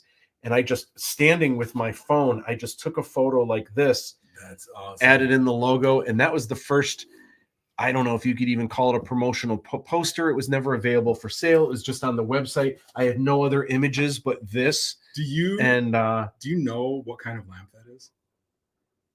I assume it's like a Middle Eastern oil lamp, right? Yeah. Yeah. But it's that because I found some online. Okay. And they range anywhere from like almost $300 Yeah. to $12. Yeah. Yeah. I mean, it's like, that was pretty awesome. Yeah. But they're really hefty. Yeah. I had no idea. It's like, Yeah. man, that is a solid piece of metal. Yeah. Here's what, this is so funny. This image here, it's Lochan Shaimon. It's got the logo, but this is actually the cover for the trading cards. So if you look, it says Series 1 trading cards. Someone's just ripping that image. That's awesome. And then this is probably the strangest thing that I've found, because this is it's a store and they're selling the Aladdin 3477 Jinn of Wisdom official trailer for $35. Oh, but then there's a drop-down menu for men's shoe sizes. I feel like I need to spend the $35. I gotta know. I'm gonna get. I gotta know. Send us your pirates. I've never seen a trailer to for Discord. sale. Yeah, That's awesome. I don't know. And then, okay, we haven't made Rule 34 yet. Do you even know what Rule 34 is? Rule 34 is that about giraffes? No, James. What is Rule 34? Well, I assume I know. But you need to flip the camera around and explain to everyone. Oh, I do. Mm-hmm. So wait, should they know what Rule 34 is though? If they don't know, what Rule these 34 are is? degenerates. They all know. So In my travels, I have found that in my field research notes, there are rules of the internet that exist, and Rule 34 happens to be, if it exists, at any point, if it exists, Are you allowed to say that word? there is porn of it. Yeah. Rule 63, in my studio research, if there is porn of it, there is a gender swap of subjects within that content. And then, rules up to about Rule 50, I believe. Eric and I just kind of went down the list one time, like, see how many rules we can actually unveil and dig up. Rule 34 is the most prevalent, as Wolf has taught me. But So we haven't hit, as far as I know, we haven't hit Rule 34 yet. But in my Google searches to kind of see what's going on, I did stumble across this, which is curious that this was on some crazy site. So no crazy images or anything yet, but I won't read what this says down here. And so moving on, Fiji Fridays. Fiji Fridays has been dropping off a little bit, so you guys need to keep up and take some interesting photos. I love this one that Senya Lazulai made with a complete set of Fijis watching the Jinn of Wisdom on points for TVOD, the coolest name. Isn't that Wow. cool? Yeah. wait, Matt, I know we've talked about this. Yeah. That's a doll. Yeah. Now, is the Instagram the person who owns the doll, or is the Instagram Your Honor, the we can neither personification confirm of the nor actual doll deny. itself? I don't know. I assume it's a person, obviously, making the account, but I think it is an account I've seen that's Toy Story. making it be. I think it's trying to make it like the doll is an actual person. You know what? To scale with the little Fijis, that actually kind of works. I love it. Oh my gosh. And I haven't checked out Senya's page in a while, but she does not disappoint. Always has really, really That's cool. Awesome. Have to do so. Yeah, really, really cool. Fiji Fridays. So everyone needs to step up their game. Dave Todd says James is talking about research and plot material. Apparently. Research and plot material. I Perfect. mean, All right. So switching subjects here real quick. Should my kid watch that? Real quick and easy answer. If your kid is old enough to be able to watch Indiana Jones, like Raiders of the Lost Ark, then they can watch Aladdin 3477. It's true when you go to some streaming services, it's going to say not rated. Don't be afraid of that. That just means we didn't fork over thousands of dollars to get an MPAA rating. However, on Amazon, it is rated 16 plus, strangely. On probably because it's Tubi. so cerebral. On That's the Tubi, main it's reason. TV 14. And then check this out. Apple, with all their money, they actually did pay for an MPAA rating. It's actually rated PG-13, which is... under 13. You may not watch this film. If they can watch the OG Super Mario live action movie with John Leguizamo, then they can watch Aladdin 3477. I haven't seen that since... if you can watch the OG Ninja Turtle movies with the suits, yeah. All right. Wait, what was wrong with the Ninja Turtle movie with the suits? Well, probably just the violence and stuff. Oh, that's right. I don't know. Some kids actually felt afraid of the suits themselves. So and they did go into the sewers. So here's what's up. This is going to be my quick begging, my quick plea, and that is to please spread the word. Yeah. So here's what's up. When you watch the film on most of these streaming services, you can review the film. You can give it stars. We are the underdogs. We do not have $1 million budgets. A lot of this is just me. I get by with a little help from my friends. So reviewing us and throwing some stars at us, it helps us more than you know. In particular, Rotten Tomatoes. Please go there and review the film. So for professionals, they have the tomato meter, but anyone can go and throw us a review on the popcorn meter. So when you look at this, this is actually, and this is from like a month ago, but this is the top movies in the fantasy genre in 2025. Let's go fantasy genre. For so far in 2025. Look at this: Sonic 3, Aladdin 3477, Wicked, and the War or Lord of the Rings, the War of the Rohirrim. And here's the crazy thing: when you look down below, you can see the ratings Lord of the Rings didn't do too well. Here's the ratings, but there's no ratings for Aladdin 3477. That's because we only have a few reviews professional and a few reviews of audience. How many do we need? So if you are I a think we professional need- tomato, We think we need 50 total. So we need some people to go on there. Please leave us reviews. Cast and crew, everyone, please leave us some reviews. While you do this at any of the places you're leaving reviews, copy and paste them to other places like Letterboxd. We need more there.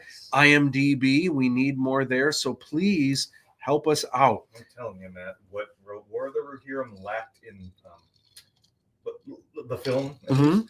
made up for. Did you see at Imagine, Aaron, the quality of the merch for War of the Rohirrim? I did not. The movie was a sleeper, came out I of nowhere. missed the whole thing. And then when you go to the popcorn, they've got this giant metal tin with a shield lid that you actually can strap on there. They had a giant war hammer where the hammer part was, you could fill with popcorn. You could reach over to the guy next to you and like, hey, want some? They had a Would a you like some blanket. popcorn from across the A room? blanket they attached. It had a hood. It turned into a cloak. They had the drink lid with a panoramic little miniature scene in there where the hole is blocked up by an inner wall. Mhm. You imagine Aladdin flying through the mountains on a sky sail on top of like a slushy lid. That's Jinn! Oh! That's great. So we've been doing our part, doing things like draw this in your style. We recently had one for Lochan Shyamalan. Check out this artwork. It's absolutely amazing. Which brings us to, guess what was delivered recently? The Art of Aladdin 3477, 160-page hardcover coffee table art book. It is so beautiful on the inside. The pages are just amazing. Can't wait to start shipping these. Excuse me, just waiting for the DVDs and Blu-rays to get here, so those can go out with Swag Box 4.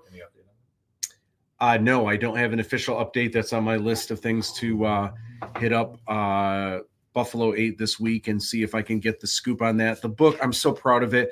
It's the coolest art book I've ever done for sure. And It looks amazing. speaking of which, have you seen it, the actual book? Well, Just from the pages? like just that page. It's like I was hoping that they were going to end up in something because I got to see a decent amount. Like we would do these little like work days, where because you're doing so much work and it's not really like to anything else. And so you have a bunch of those all over the table. I was working on something computer wise. Well, I was like, I can't believe that. I thought it would be really cool since you are our special guest tonight. I thought it would be cool to present you with an advanced copy. Most people don't have this yet, but this is for you.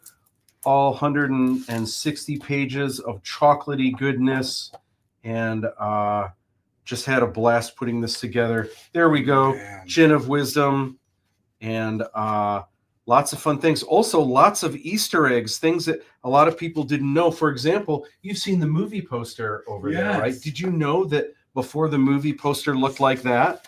It looked like this. Wow. And then there's changes that I had to make, and Yes. I don't know. This is like that's Wow. that's what I wanted it to look like. But yeah, so you get to read behind the scenes of everything else. Actually, give a close up on that so people can see what it used to look like. That's This crazy, is not right?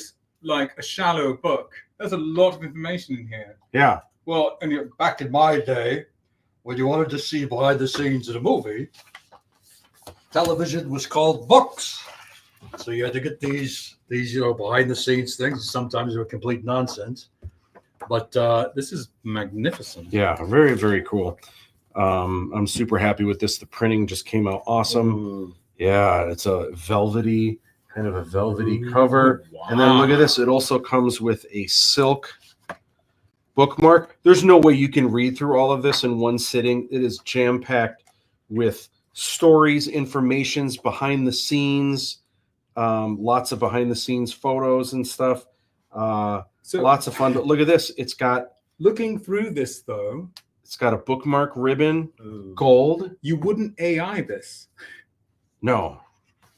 It's like there's way too much care in this book. I'm hoping Yeah. people appreciate the practical artistry and Well, the if level you of do- commitment that went into it. Well, that's the because thing. It's like this is like I've seen you with like doing the darkest darks on some of these exact pieces. Yeah. So thank you very much for this. You're This welcome. actually, this always blows me away. I always forget that you're a famous artist. I know we're friends and everything, but man, that's always like, man, I was. We'll go somewhere. I was like, yeah, man. Sometimes I forget you're famous. You know what? I do There's have a Mark funny Hamill. story. Listen, I am not. But by no means am I famous. But it was funny last night. Casey and I had a date. It was a day date. We did the couples massage. We went to because I've never been to one. We went to a murder mystery dinner. I wanted to go to the ones that Jane was at, but I couldn't go to that one. So I went to one last night, and here's the funny thing. I'm not going to spoil anything because other people might go to the show. At the end of the show, the person that was the killer came up to me, and I was like, oh my God, oh my God, oh my God. Excuse me. Are you Matt Bush? Whoa! So he had seen me on a podcast before, which is a podcast from like 12 years ago, and he recognized me, which is great. Man. Well, AI knows about you. That's good. I'm glad. I haven't asked about myself, but I've asked about. Hey, what's the scoop on Aladdin 3477? Is it a good movie to watch? And it praised it. It was saying good stuff. So I was like, all right. So anyway, let's shift gears here real quick, and then we're going to get more into some industry stuff. So where is the film? What's going on from here? Well, it is going to drop soon on Blu-ray and DVD. Eventually, there will be a theatrical premiere. I'm not sure when. I'm still strategizing how to do that and what to do with that. That will be a lot of fun. Wow. Already, though, if you go to movietickets.com, it does pop up. Now, it's not available anywhere, but we are in the system. Already, that's yeah, it's bananas. There you go.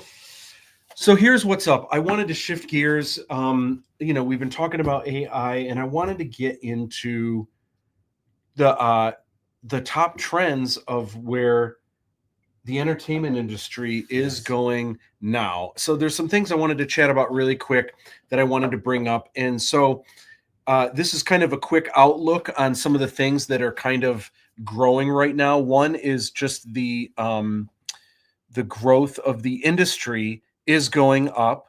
The dominance of digital tech is going up. Streaming advertising is going up. The shift to SVOD. Now, this is interesting. So you were like, there's an SVOD? Yeah. So TVOD, transactional video on demand. AVOD is advertising video on demand. One of the big ones, though, that a lot of people are familiar with is SVOD, which is subscription video on demand. Yes. So that would be Netflix. That would be Disney Plus. That would be Paramount Plus. That's also Amazon Prime, but not every. Almost. That's because you're still paying for it. So we're on TVOD, but eventually we will be on some SVOD platforms too.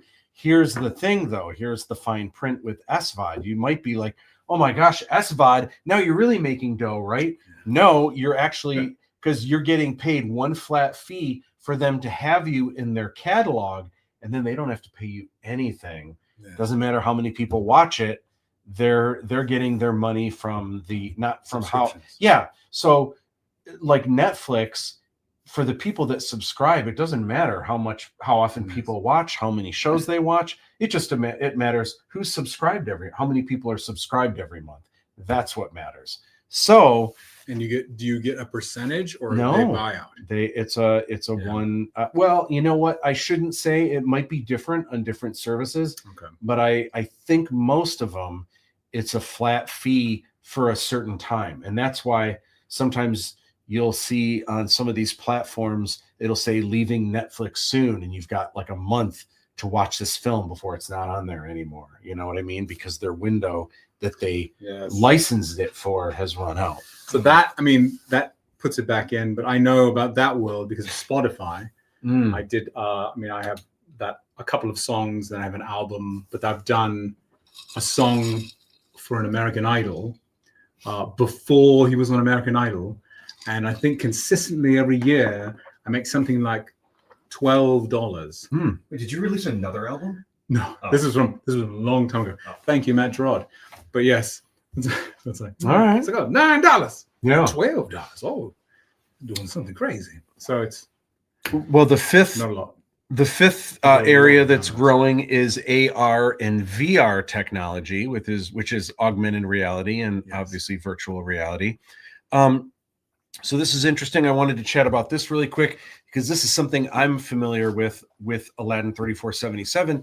So this is monetization strategies for media ventures. So there's dynamic pricing, subscription models, and freemium tactics. I don't even know what that is. Transactional video on demand. We talked about that. Ad-supported content, which is obviously AVOD.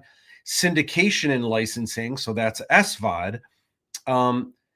Merchandising and brand partnerships. So that's something that I think we actively tried to do, Yes. but I don't think we were successful. As far as I know, or I probably would have heard about it. I don't think we were. What? And it's tough because what brand like Oreo, probably we're not big enough for Oreo, but also we're just we're a specific niche. I mean, we're an action film, we're adventure, we're sci-fi, we're fantasy, but we're also, there's a heavy Hindu thing into the mix that some sponsors might be weird about. I don't Is there know. like a If window you make to where plushies, you just get it back if they haven't done anything with it? Because I was going crazy scouring the internet looking for any kind of Oh, you mean Into just that. the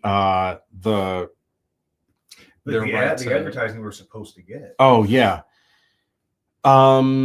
No, but they are doing more, and in fact they just released 3 YouTube shorts Okay. that they created Ooh. from scratch For that they this? for ALADDIN 3477. nice. And I shared one of them.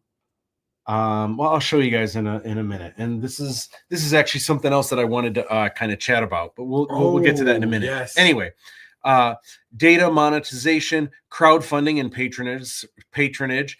Patreon is something I haven't gotten into yet because I feel like I'm already so spread thin. I feel like Patreon could be a disaster for me because if people are paying monthly expecting material that's exclusive to them that they can't get anywhere else, I have to create exclusives that I'm so spread thin as it is.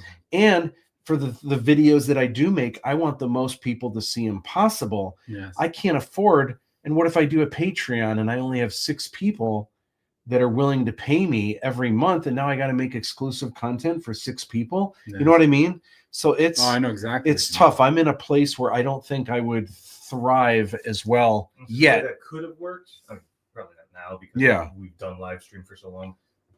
Each live stream lounge is a Patreon thing. Like if some Okay, like it That's how starts it there, works. like you see it there first, and then Yeah. a month later it drops like on a- YouTube or something. not even that. Just like, hey, Yeah. $1 subscription every month, boom, you get to see live stream lounge. $5, you get that plus ahead of time Alright. like opinions. It's, Like an extra of something that you Okay. automatically do, like an exclusive on I the subscribe to work like that you're 5 different doing. pages. Yeah. It's It would like, really just be for works. people who are really close. How many do you subscribe to? Like 5 to 7. Really? Yeah. Wow. A couple are web comics for $1 a month. I get to see like the work in progress sketches. Like you could And have it's fun, like you enjoy Yeah. it, like Yeah, I do. you think it's worth it? I get email Alright. updates for that too. Sometimes I get stuff in the mail. Well, dang a ding a dong dang. I may have to think about that.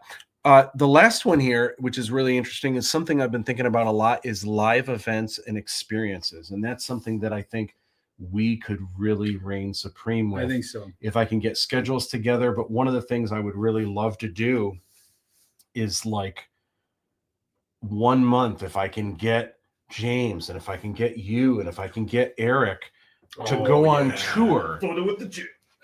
To go on tour, and like maybe we rent a giant Castle. tour bus, Oh, right. like motorhome kind of thing.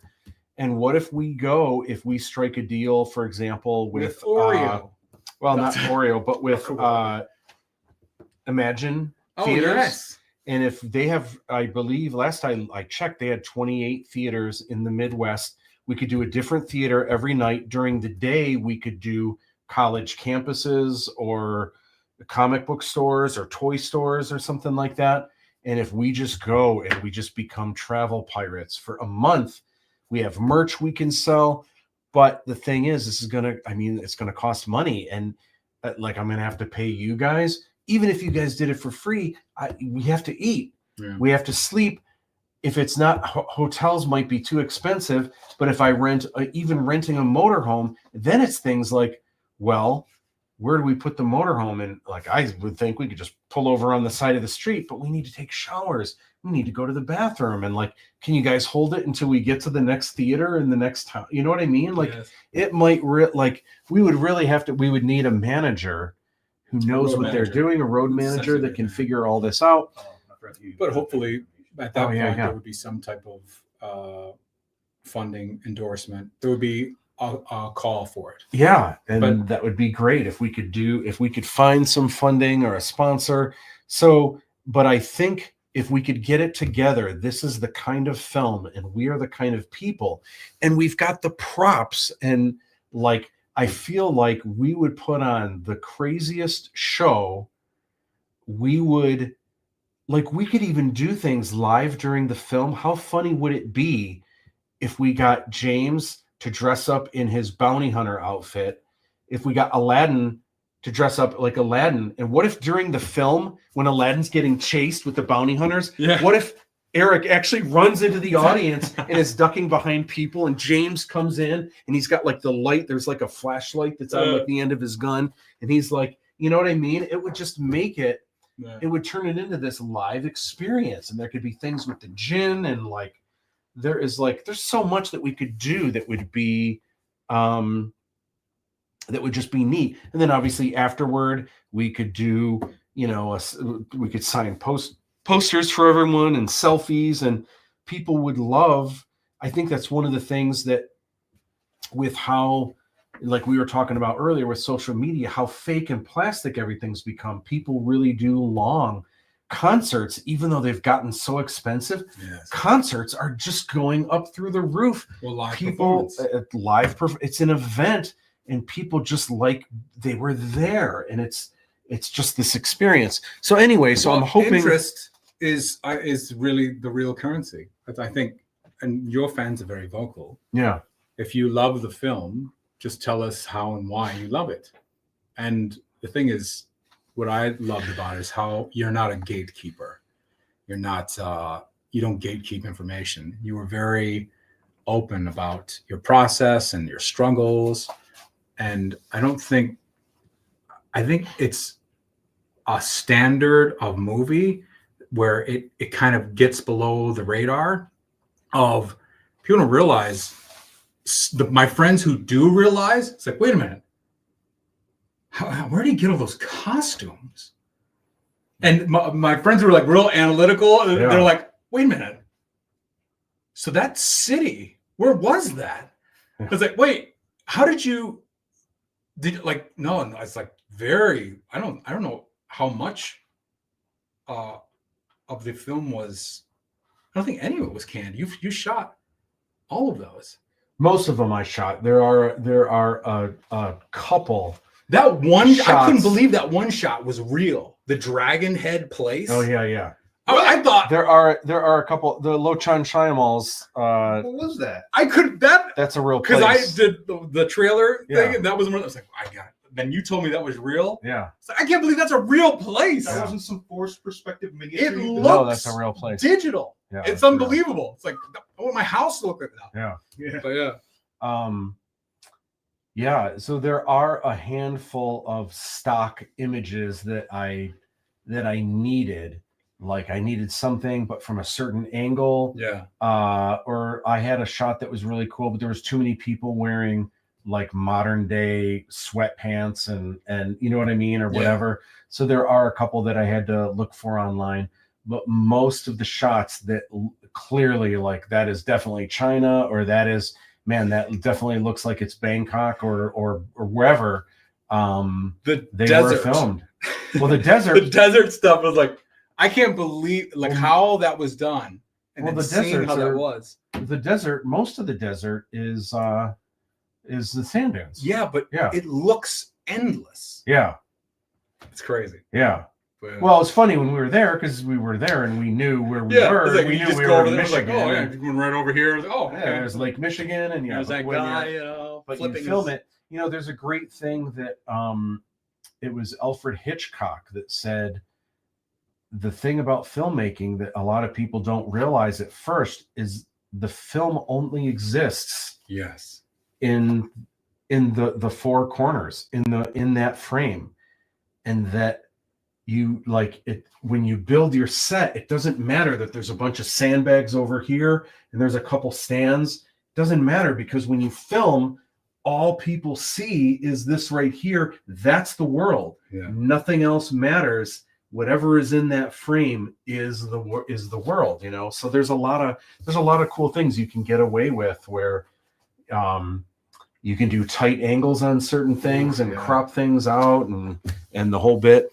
One of the things I wanted to chat about, you know, talking about the current trends in the industry and stuff, we talk about algorithm a lot, and a lot of people complain about it, that they're not getting the views that they want. They put a lot of time into making something, and but then they're just not finding the algorithm. I've heard a lot of people say recently, like, oh, it's Trump and Elon Musk. They're ruining the algorithm for everyone. Because, and it's funny because the people that I've heard say that, their posts are all Trump and Musk. Yeah. So the funny thing is, when they do promote their artwork or a comic book or something like that, they're not getting the views, and they're complaining about Trump and Elon Musk. But all of their posts, most of their posts, are about the same thing. So it's like, well, no wonder you are contributing to that dragon, you know. So it's, you know, it's no wonder that that's what all the algorithm is, you know, catching or whatever. But I have a couple hot takes. All right, here we go. I'm curious. I've never heard anyone say this. I've never seen this in like a meme or in a YouTube video or anything. This is just something I've been thinking about on my own and from my own observation. And this is really hard to swallow, but I do believe it's true, and I hate to say it, but this is just, I mean, this sucks. And that is, for the most part, your friends ruin your algorithm. Yes. Your friends ruin your algorithm. And here's why. If you're using any social media just to catch up with people, and if you're not an artist or a creative, if you're not a content creator, then obviously you're just catching up with people. You could care less. You're hoping people you know see your posts, and like something fun happened with your kid. Oh, I hope people see this or whatever. And some people do, some people don't. Whatever, it is what it is, right? But when you're a content creator, this is how we make our living, right? So we want people to see our work. Yes. We're artists, we're musicians, we're filmmakers, we're poets, we're all these different things, right? The problem with our friends is we're accessible. Yeah. And so a lot of times our friends see what we're doing. Oh, this crazy thing Matt Bush is doing now. And they keep going because they're my friend. So a lot of times they don't take the time to like something or leave a comment or, heaven forbid, share something. Now, maybe it's sometimes in a blue moon once every couple of years, maybe some of them will, but to the friends you're accessible with, and that's a problem, because every time someone sees your post, even though they're a really good friend, as soon as they swipe away and they didn't do anything, or they didn't even look at it, they might not have even taken the time to read it. Like, oh, look at Matt, we're just doing something new. All right, that's cool. And they just keep going. Yeah. They're telling the algorithm, why would you show this to me? Yeah. I don't want to see this. They're also telling the algorithm, not only do I not want to see this, you might not want to show this to many more people because they probably don't want to see it either, right? They don't realize they're doing that. They're not doing that on purpose, but it's killing your algorithm. And that's tough. That is really hard. That is a hard pill to swallow. Yeah. I'm curious your thoughts on that. So there will always be. So I'm going to back up. When I did sound effects, Yeah. there were like a lot of interns a lot of times. And so we'd have new people. And one of the things I used to say to the new people is a piano is going to sound like a piano no matter what. So if you can use a piano and you need a piano, use a piano. If you're going to hit a piano with a sledgehammer, if you have a piano and you have a sledgehammer, it'll sound like a piano being hit by a sledgehammer. Yeah. Technology will advance and you'll be able to make things sound more like pianos than ever before. Every year, the new one will be the most amazing piano ever. And yesterday, it's going to look like King Kong. It's going to be, oh my God, I can't even believe I was fooled before. But the piano is going to sound like a piano no matter what. We are selling interest, passion as currency. Well, right now, I don't think people are comfortable with what the algorithm is saying about them, is that we are passionate about outrage. Because of it, we are easily controlled. When you pay attention to something, you sell more cookies. Yeah. Oh, for sure. Well, that doesn't create the best environment. No. It also doesn't generate the best cookie money. Yeah. It's a weaker form of advertisement. Yeah. But what do you do when you're selling actual care? Mm-hmm. It's like sometimes you care about peanut butter whiskey.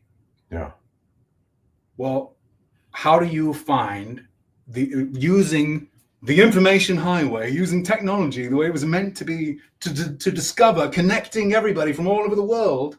Yeah. How do you find that?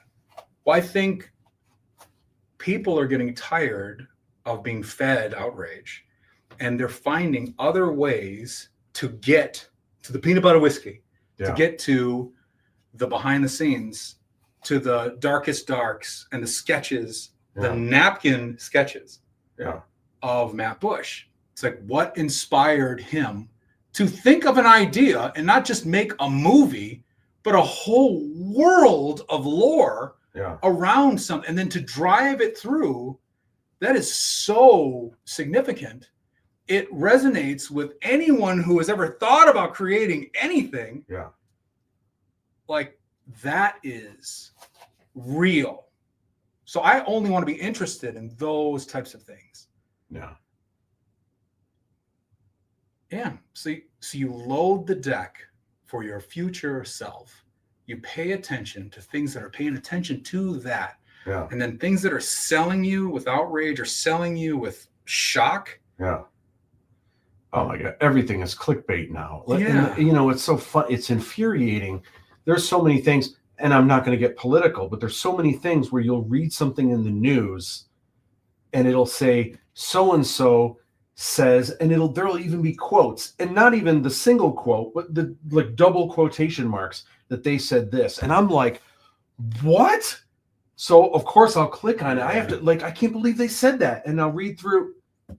Okay, they didn't actually say that. Yeah. It can kind of be taken like maybe that's what they meant. Maybe it isn't. If you hate this person, oh, that's what they meant. If you don't hate this person, I don't know that that's really what they meant. And it's like, man, you just wasted 5 minutes of my time getting to the end of the article until I realized they actually did not say that. But it's clickbait, and it's like I get so mad because that's news, and it's major news networks, but they're all fighting for the clickbait, and it's just like it's advertising. They'll break it into one sentence or two, and there's 25 pages you have to click. Like, you'll never believe who said this. Yeah. Next. But earlier, that's but all the scavenger ads and all the things are up there. But that is because it's selling outrage. It's selling with that that type of game is okay. It doesn't even have to be true. What is the most attractive possible thing in the world that is technically not untrue enough for us to not get sued quickly. That seems like that's like, well, or it's like you could reach out to something that is so in tune with information now, and if you tune it to find what are the equivalents of surprise loves, surprise enjoyments, encounters, and then have it run defense for you. Those tools are what I'm looking for and looking to create. It's like I know what I look for, or what I used to look for when I wanted to draw an image. It's like when I want to take a picture, when I want to do a passion project, passion inspires me. So how do I find the thing that inspires me? Well, I think if you put enough of your true passion things out there, I'm working on this, or I'm just stabbing in the dark. It's like, hey, it's like the googly eyes collector's cup. It's like, it just has to be sincere. And then that rhythm of interest goes into the world. That algorithm goes into the world. And then people who resonate with those interests will find you. But they won't find you in the current clutter. And I'm not angry at shock, because when there is fire is danger. Like, you need to be able to access that to say, hey, fire, everybody go to safety. But that's just a gear of a car. And there's a point of diminishing returns. I'm not angry at it, just like I'm not angry at second gear of a car. But mass consumerism has reached the point of diminishing returns. And that next gear, I think, is where we discover how to find and inspire ourselves with the technology that we're creating.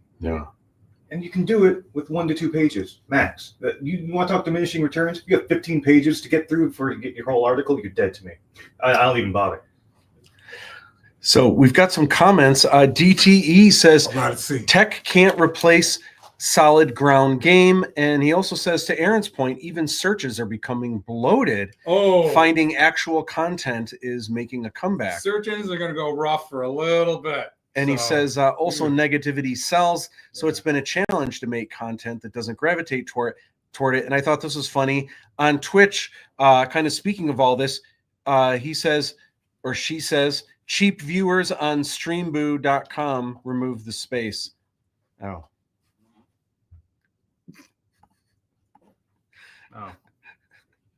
Obviously, it's some bot. I don't know. It's that's awesome. My feeble attempt at humor. Okay, so real quick, there's one more thing I wanted to say about this, and we'll be moving forward. But I have one more hot take about algorithms. Yes. Okay, so now keep in mind, there's been a struggle that I had before Aladdin came out. Yes. When I told everyone, when I announced that my next big thing, my magnum opus, was going to be making Aladdin 3477, it was like cricket. No one was interested. So people that knew me from Hollywood is Dead zombie stuff, or knew me, most people from Star Wars and You Can Draw Star Wars, imagine like me saying, I'm going to make this Aladdin movie and it's going to be futuristic. Like, people just want to see me continue to draw Star Wars. They like the zombie posters. They like the Indiana Jones world map. They love the You Can Draw Star Wars. What are you going to do? This huge project? You're going to make a movie and it's going to be Aladdin in the future? And before this existed, just kind of like, yeah. And like, no one was interested in me doing this, right? Which was fair. And during the time that I was filming, I knew I didn't want to show too much too soon. So we were working so hard, and occasionally I would share like a piece of the helmet where you could just see, here's a snippet of what the main villain, Lochan Shyamalan, looks like. And I would get 2 likes, and those 2 likes would be people in cast and crew. No one was interested. No one cared. But I'm glad that I waited, because when the big boom of the Kickstarter and people finally saw what everything looks like and the trailer and everything else, that was a game changer. And people were like, oh my gosh, like, wow, this really. So I'm glad that I waited for a splash, if you will. An interesting thing happened between then and especially for the first month when the movie came out, Aladdin in my feed actually became bigger than Star Wars. So it used to be I would share stuff about Aladdin. No one would, I'd get over the course of 2 days, I would get 2 likes, maybe a comment. But if I did a quick scribble of Boba Fett on a napkin, I would get 700 likes within an hour. So that was really frustrating. But again, I was like, well, of course, because people know Star Wars and that's what they like me for and da-da-da. Well, anyway, there was a flip, right? Which was really, really cool. Now people are more interested in Aladdin. I'm so grateful. Oh my gosh. Wow. That's really cool. That's okay. That's so with that in mind,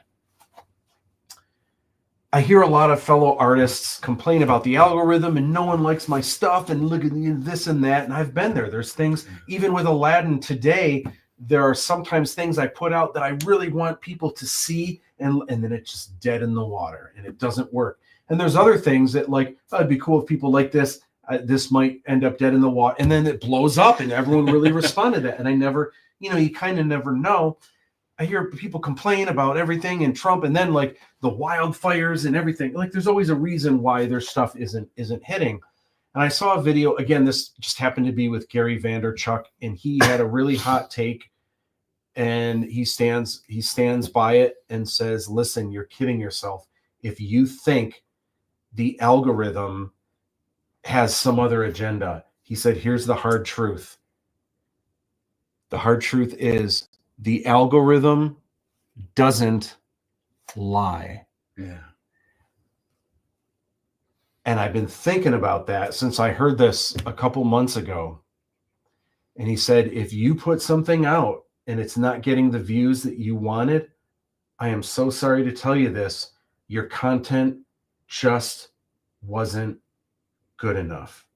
Now it could be, there's all these variables. Yeah. So like if you do something that would be great as a TikTok video, but you drop it on LinkedIn, already it's not going to, the kind of thing that would work well on TikTok is not going to work on LinkedIn and vice versa. Exactly. Right? So there's things like that. There's, now that's significant. Yeah. That is a very important thing.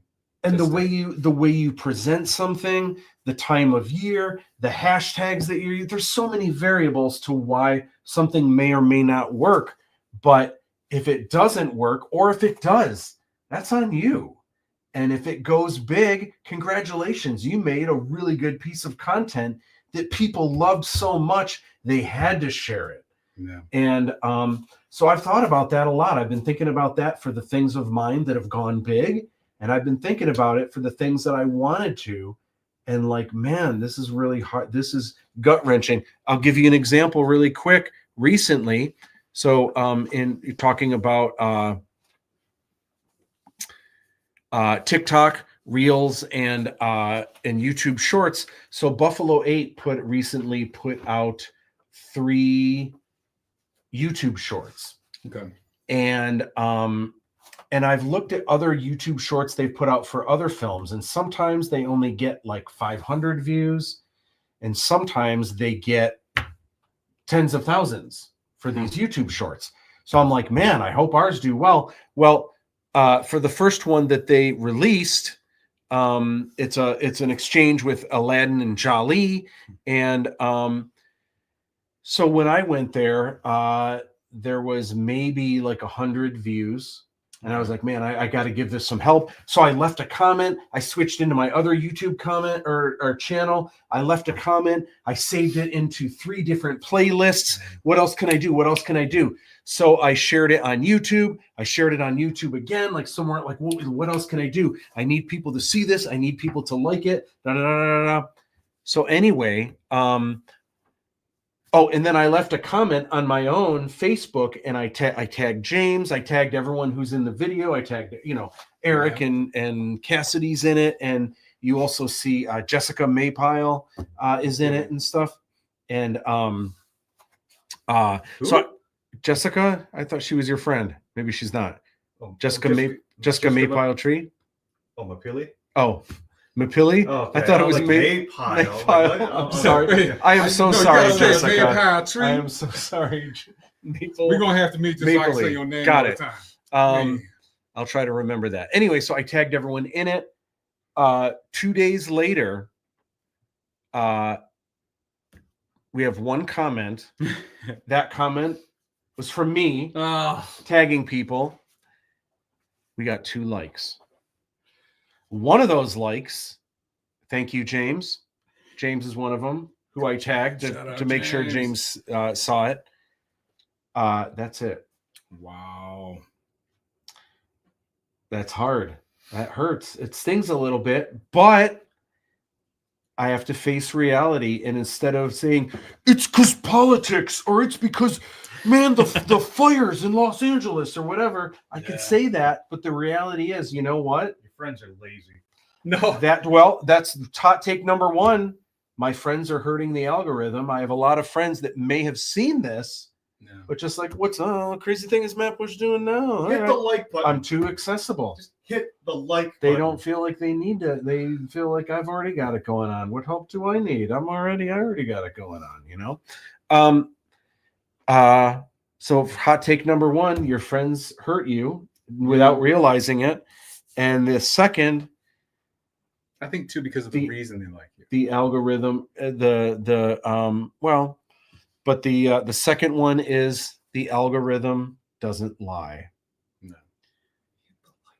And that hurts. The like button, share, leave a comment, anything. Do the quick ASDGHKL and hit return, anything. Leave me some comments. Say blah blah blah, anything to like, because it's activity, you know, and it's engagement. But like, it's tough. So on that, because like right now you mentioned the thing, if they leave a comment, it works. But I guess the sad reality is, if they are drawn to the content, to like it, and that really is it. And if you're not getting likes, that just means that the people who are drawn to this content might not be on this platform. Now there are so many platforms. Yeah. But like, so if you're trying to sell blades of grass in a bunch of grass, then it's not good. there's that. Or if you're trying to sell blades of grass where, you know, people are looking for gold, or vice versa. You're trying to sell gold and people are looking for blades of grass. Yeah. It's like, that's why, like Etsy, there's some people who are like, well, you're trying to sell that on eBay. You needed to go to Etsy. Yeah. The guy goes to Etsy, and now the thing that he was selling for $2, now he sells for like $250. And it's like, it's because you found that true algorithm. Someone who is looking for this, and this resonates with. I think it will resonate with filmmakers and people who create content from the heart. It should open up a part of their brain that resonates with their inner child. It's like that idea that you wanted to have, there really isn't as much of an excuse as you think there is. It's like, from an entertainment aspect, the movie is pretty impressive. Yeah. It's like, I remember being at those places, and some of them are like, wow, I now want to go there again. It was unbelievable. I can't even believe that it's that way. So to be able to tell a story with that kind of brush, and then to see what it ended up being, if that unlocks part of my brain, it's like, how does this movie unlock your brain? What permission does it unlock in your brain? And what will your Aladdin 3477 be? Yeah. And it's like, and you should try peanut butter whiskey if you do, because chances are you should just at least try it, because you never know. Maybe that's part of the thing. Maybe that's part of the algorithm. Who knows? So Dave Todd says, it's a bit harsh to assume low viewership equals poor content. Timing, length of time, and competing content are also huge. I will also point out that one of the things that Gary Vee says, maybe I left out of this equation, is that when you're starting off and you don't have a lot of followers to begin with, it's obviously it's even more rough, because you've got the people that follow you, if they even all see it, and it'll spit it out to other newbies that it thinks maybe it'll hit. Now, as Gary Vee will point out, because he already has millions of followers, every time he puts something out, at least It's like couple 100,000 people will see it. Yeah. But if it's not getting the likes and the engagement, then it'll be dead in the water. Where if you're just starting out and you don't have as big of a following, it's going to spit it out to just a couple people. And then if it's not getting engagement, then it'll be dead in the water. So that's obviously a lot harder. Have you been talking about Gary Vee this whole time? Yeah. I just realized that is his last name. Gary I only know him as yeah, V. Yeah. Yeah. Okay, That's yeah, hilarious. Gary Vee, Yeah, there's so many of his videos. Yeah, The one that stands out is where along those lines, he tells this girl, she's talking to him, he's going somewhere.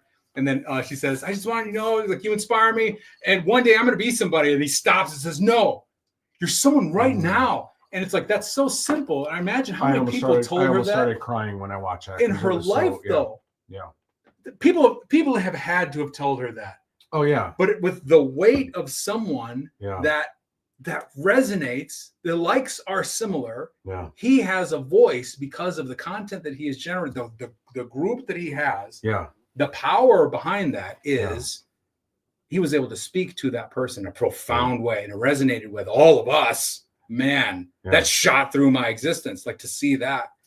Well, those are the people we want to find. Yeah. If this movie hits you in that way, it's like, man, there are like, what, 13 years of inspiration for you, and also pitfalls. Yeah. Man, we can tell you a whole lot of what not to do too. I saw Gary Vee. I was at the licensing expo in Las Vegas just 2 or 3 years ago, less than 3 years ago.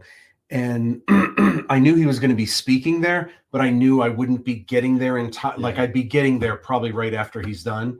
So as the first time I walked in, he was literally walking out with his entourage, and I saw him and said hi, but and he said, hey, what's up? But he was with a bunch of, and he just like, whatever. But it was cool seeing him though in person. DTE says, solid point, Aaron. Audience market overlap matters too. My mom says it's super harsh to insinuate friends aren't supporting you. Sounds like you are scolding them. Yeah, I don't mean it that way. And I guess I'm being blunt, and I'm not trying to scold. I'm glad you brought that up. That's my mom. I'm glad I brought that up because I hope anyone's watching, I hope they don't feel like, well, now I'm really not going to like your stuff or whatever. I don't mean it like that. It's, but it is tough. And I hope people, I guess I say it, and maybe I should have said it with a little more compassion, realize for us underdogs, for those of us that are content creators, for those of us that make a living based on the content that we put out. And I've got Matt's class, an interactive sketchbook. That's my brother's sketchbook challenge. And you can draw Star Wars and everything else. It absolutely is dependent on likes, comments, shares, and getting out there. And so I guess I say that to all my friends and to everyone, know that every time you happen to get something in your feed that is someone that's working underground, someone that's an entrepreneur, someone that's trying to make it, someone that is an artist or a musician or a filmmaker, not a giant studio, if you happen to be graced with their hard work and it ends up in your feed, you have to know that if you see it, even if you think it's cool or whatever, if you just scroll past, you didn't like it, it'd be even better if you also left a comment. It would be even better if you shared it. And I get it. Like, if someone's putting out content every day, you're probably not going to share every single thing that they put out. Although some people do. And oh my gosh, thank you for the people that do. Thank you for people that share anything, even if it's just once. But know that every time you see something in your feed from a small time creator and you go by without liking it or giving it any kind of engagement, I know you might not think you're doing this, but you are telling the algorithm, you don't need to show me this in the future, and other people probably don't need to see it too. That is essentially that, that's what's happening. So and so I'm not trying to scold anyone. And listen, I think about what I do. How many things do I like? I don't like everything that I see. I don't leave comments on everything that I see. In the small time that I have to just browse and see what's going on with everyone else, time is limited, and you've got like the 3 seconds of like limited bandwidth. Yeah, it's limited bandwidth. So I get it, but just know, try to keep that in mind when you do see one of us underdogs, how much it really does help it. And like for every comment that I get, I'm like, thank you, because that's going to help a couple more people see it. And someone else leaves a comment, and I'm over here staring at my phone or the notifications or whatever, and I'm like, thank you, someone else. Now a couple more people are going to see it. Hopefully, so okay, another person, you know, and it's contagious, and people, you know, I feel like we should do an audit of some sort, and kind of take note of like where the rhythm of your followers are. Where do they come from? Yeah, I notice there is the human interaction with you is very, very big. The way that your fans that I've seen, they are like part of your family. Yeah. And fellow artists as well. Sure. It's very cool to see. Yeah. But I know Facebook for live events, me personally, live is where I excel, people that I know. Yeah. But on TikTok, I do to people that I've never met in life. And it's a completely different community.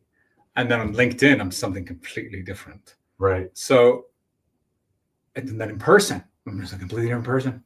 Yeah. But I'm the same person. It's so weird. Yeah. So I guess, what do you think, Internet? So what things of Matt Bush would you like to see, like sincerely? What are things that you ever wondered, or like, when looking at this film, what sort of questions would you ask? Because I know there's so much there, like this book, there's so much information there. It's going to resonate with so many different types of people who are in so many different types of this industry. Yeah. And I mean, they're already looking for you. Yeah. They're not looking for cat videos right now. Or they are looking for cat videos. They're seeing all this artwork. Yeah. Dave Todd says, good point. Smaller user base is big too. So real quick, I want to just kind of point out, we're going to wrap things up in a little bit here, but I wanted to chat real quick about Macomb College and registration for the next academic year. I think drops on Tuesday or Thursday or something like that. So definitely check it out. Our program is amazing. We've got this brand new building. Look at that awesome mezzanine that's upstairs. You've seen the new version I did of it, a right? I did a conference in there, and then the changeover. It's unbelievable. Yeah. I didn't realize that place was that big. Yeah, They open up all the areas. Yeah, it's really, really cool. Here's one of the digital design rooms. Here's one of the digital illustration rooms. Here is, and this is all updated now, but this is the digital video studio. It's got awesome lighting in there and it's got a green screen cyclone wall. Here is the figure illustration lab, although this is still life that the students are drawing here. Here's just a doodle I did on the board of the Australian. And anyway, if you're near her, give her a hug. Real quick, we've got fan mail. All right. Oh my here goodness, we go. time for fan mail. All right, so let's see what this is. This comes from Worcestershire, United Kingdom. Worcestershire. Oh yeah. Let's see what this is. All day. Now, it's always interesting. Now, this is, I hope whatever they sent, they gave a, oh, thank you. Prepared, just like a Boy Scout. I mean, Boy Scout, that's exactly where I was going. I hope they put a return postage envelope, because if they didn't, man, the cost of shipping or even a letter overseas, thank you, is really, really expensive these days. All right, so what's in here? Oh, look at this. They did. Oh, a cute little. That is so cute. What else is in here? Cardboard that's attached to. Is there anything else? Maybe there's something in there. The $50. Is there? What is it? What is this? Oh, it's a card. Please sign the front. 10 of diamonds. All right. I don't know why. What's the significance of the 10 of diamonds? I'm Somewhere in the interested to read UK, this. some bloke is doing a card trick right now, and he's pointing to the podcast and says, "Oh, that's your card right there?" He's going to do a magic trick where he's going to say, "What about a Matt Bush? If I could get Matt Bush to sign this card from Tell the me, other side of the pond." Of all the When he artists in the pulls this- world, what's your favorite movie ever? Oh, that would be Matt, but let's see if he's online right now. All right, let's see what's going on here. And I assume this is just that was it, the card. All right, You'll I'm be so somewhere curious. and someone will do a Oh, card geez. for you. I Is can't- this your card, Matt? Okay. Dear Matt, I hope this letter finds you well. A huge fan of Night of the Living Dead. I was absolutely delighted to discover your epic work through your homage to Patrick Nagel. I did 2 Night of the Living Dead comic book covers that had the Patrick Nagel style. I was amazed to discover a plethora of incredible designs and art as I work my way through your books, in particular, the highly enjoyable The Worlds of Matt Bush. You have such a talent, and I can't tell you how much I appreciate your art. Awesome. I was wondering if you could possibly sign the playing card. I include to Andy, please. All right, I can do that. It would absolutely mean the world. I totally understand if you do not have time, though, and I appreciate just reading my thanks. I collect playing cards, so to have one signed by you would be so awesome. Please feel free to customize it as you see fit. I find art in 2020, it is last year, but more important than ever, be looking at old or new as it offers escapism from a weird time. So I appreciate all the hard work you've put in over the years. I'm not sure viewers, speaking of viewers, will ever truly appreciate the work that goes into make a design, but I can tell you I'm very grateful. Thank you. I hope 2020, okay, so that was safe, well, and happy, sending lots of positive wishes in your direction. All the best, Andy. Wow, that's really cool. All right, so let's see what we can do here. You just hit 15,000 subscribers on YouTube. Yeah. You just got a notification. Oh, really? That's pretty awesome. Oh, I thought I already did it a little while. All right. Okay, so let's see here. Gosh. Okay, so 10 of diamond. to Andy, best wishes, and then here I'm going to do part of a zombie, kind of like a Patrick Nagel style.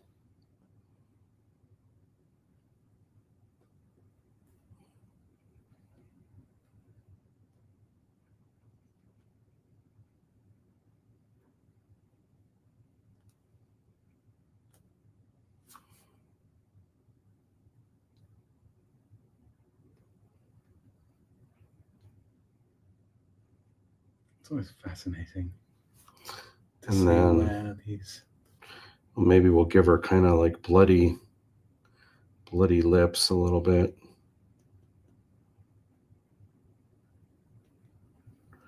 So we'll draw normal lips first.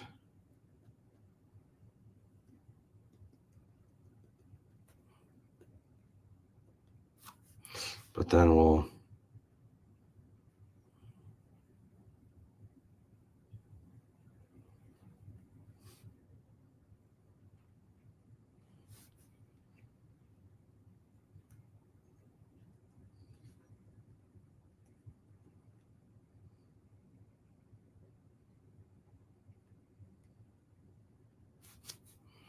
looks like she just got done eating some brains.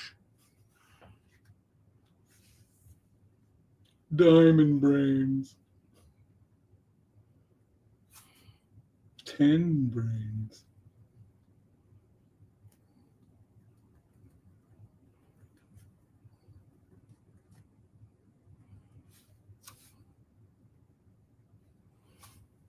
All right, and then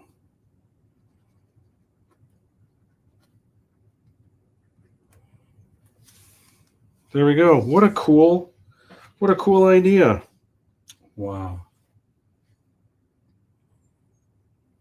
super fun. I'm going to send that, Andy, I'm going to send that to you with thank you for the postage. And also, like, this is a nice sturdy, so this will like handle the mail. I'm going to put some stickers in here for you as well. Some Aladdin trading cards as well. And yeah, that's a lot of fun. Awesome. We'll rock and roll. Thank you. And just like that. All right. Just like that. What else do we got going on here? Oh my gosh. So in less than 2 weeks from now, I'm going back to Germany. To Germany. That's wonderful. And I'm staying in a castle. Like, yeah, I mean, I'm like, where what? else would you stay? In Germany. So there's this, and I've talked about this before, maybe a little bit, but there is a company that is representing me for Star Wars art in Germany. It's the second biggest art representation company in Europe. They also represent the Andy Warhol estate. They also represent Bob Dylan, his artwork, and a bunch of other really amazing artists. And they're having me out to this castle for a Star Wars show. I'm the guest of honor with another German artist named Uwe Reber, and I get to stay. I get to stay here in this castle. Now you might look at this and like, oh, that's a nice, that's a cute little castle. When you look close, I can't zoom in. You see this giant door here? When you zoom in, there's people. See that little thing right there? That's a person standing. Goodness. Right there. That's a person. It's a giant hall. You can already see inside there. I'm just like, oh my gosh. Somebody made that out of stone. Courtyards and stuff. I'm just like, I am so tickled that like I'm just so grateful for all of it. It's just like, it's amazing. Vlaber says, very cool. That's awesome. Crazy. Thank you. So here's what's up next time. When is the next time? Yes. I have some, it's not really bad news, but just kind of, it's just news, I guess. And that is that the Livestream Lounge is going to be going on somewhat of a hiatus. Okay. And here's the main reason why. For one, these are really not really difficult to put together, but they take time. Yeah. So this whole weekend, I lost basically, I guess, just Saturday and all day today, putting together all of this. It's just kind of the slideshow, but it's everything in order. How does one thing we talk about move into another? Here's all the things I want to do. What's the order? Getting them together in this so that I can present them and have a coherent show that's easy to watch and hopefully entertaining. It just takes time to get it all together. Then there's promotion. I've been dropping Facebook and YouTube, TikToks and everything kind of all day and through the morning and stuff to remind people to check it out tonight. It's a lot of work. And it's great. And for the people that watch the show, it's awesome. I love doing it. During the show, it's a riot. I love hanging out with you guys. And for everyone watching at home, it's super, super cool. Well, here is the big thing that is just kind of a bummer. So the not the software, but the service that I use is called StreamYard. Okay. And I've been using it for years. Love it. Everything about it has been great. Can't rave about it enough. And the cost of it, when you get it for a year, it's about $20 a month. But when I started doing it a couple of years ago, I was like, you know what? This is going to be great promotion for Aladdin. All the things that I'm doing, I think it would be fun. This is just a cool thing. It's very user friendly. It's not super complicated. Yeah. So I've really enjoyed it. To me, it was worth $20. It wasn't like worth it, but like it was worth $20 a month. I've enjoyed it. It's been great. Well, a couple months ago, StreamYard, the person that owned it sold it to a bigger company. So the problem is the first thing this other company did is they raised rates and then they split it up into different categories. Well, because I have two cameras, and the reason I have two cameras is because this one is just coming from the laptop, but this is where the audio is going to. Yes. Because I don't want a microphone. I don't want to be trapped in behind a microphone like this, and then I'm just standing here the whole time. My shtick, I love that I can hang out with you, and I can make fun drinks, and I can say this. I can be animated and tell stories, or I can get up close and personal and just be like, you know what? Here's what's going on. And it's just like, It's the live stream lounge. We're literally we're Yeah. hanging out in the lounge, and it's not just static. We're sitting like this, and not that there's anything wrong with that, but this is what I wanted. That's where you're most my thing. comfortable. Yeah. I think when I'm on the phone, if I have to make a phone call of any kind, especially a business call, I can't sit down. I pace, I walk around the house, and I think better on my feet for some reason. So anyway, That's why I have this, and that's why this does this. Nice. There you go. You don't want to have an earpiece over the side. I do this all the time. Yeah. So so here's what they did. They had all these different plans, and some people use StreamYard for stuff that I don't, where like webinars where you can have 500 people taking a class where they're paying money and stuff. I don't use it for any of that. Well, to do a second camera, which I like so that James can film, I feel like people at home, they feel like they're being talked to because it's a camera that's moving slightly, right? Yeah. And it's not static, and I can talk to James, and it's just a little more personal, and it feels a little bit more, I'm assuming, for people that like this and enjoy watching, for the people that are watching right now, hopefully it feels like you're actually hanging out with us in the lounge, and you're here too. Yeah. So here's the crazy thing. Here's what they did. The second camera automatically puts it in the high. I think it's the highest. It might not be the highest. It might be the second to highest. So to have it the way that I do it, the cost now, it's for the whole year, but what it ends up being per month is $80. Yeah. And it's the same thing I was doing before, but because I have the second camera, it's $80 a month.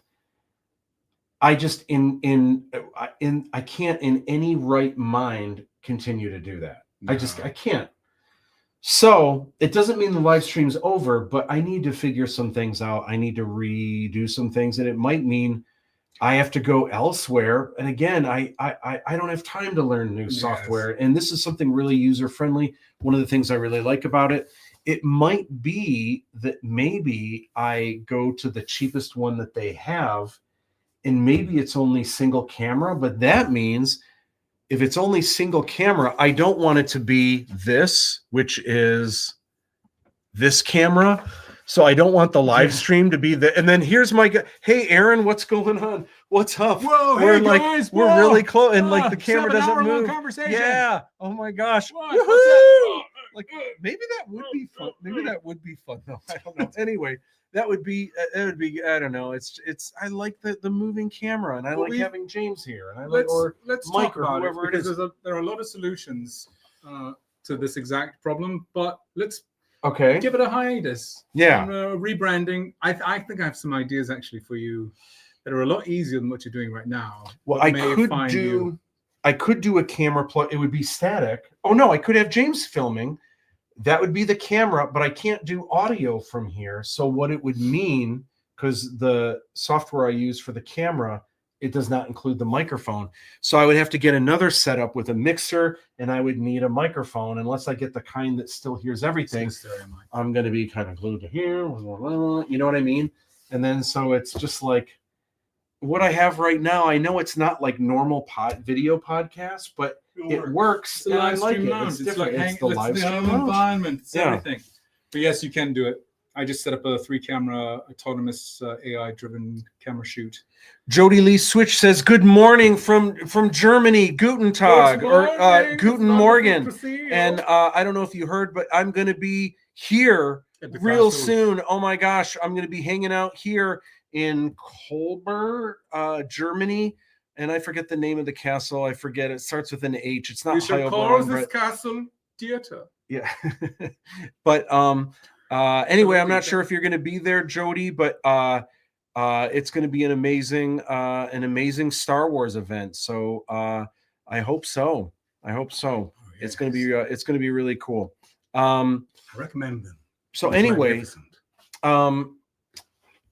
and let's see, you talked about, we got some more. Okay, let's see what you got, Flabber man. says, Ask can me I ask a questions. question? I was wondering, who are some of the artists you love? It can be outside of comics. I like David Finch for example, besides you, Matt, who do you really like? Love Ooh. David Finch. I have a funny story about David Finch. He lives in Canada, and I've always been a huge fan. And one time we were at the same comic convention, and I was a big fan, but I just felt like he's like, I don't know.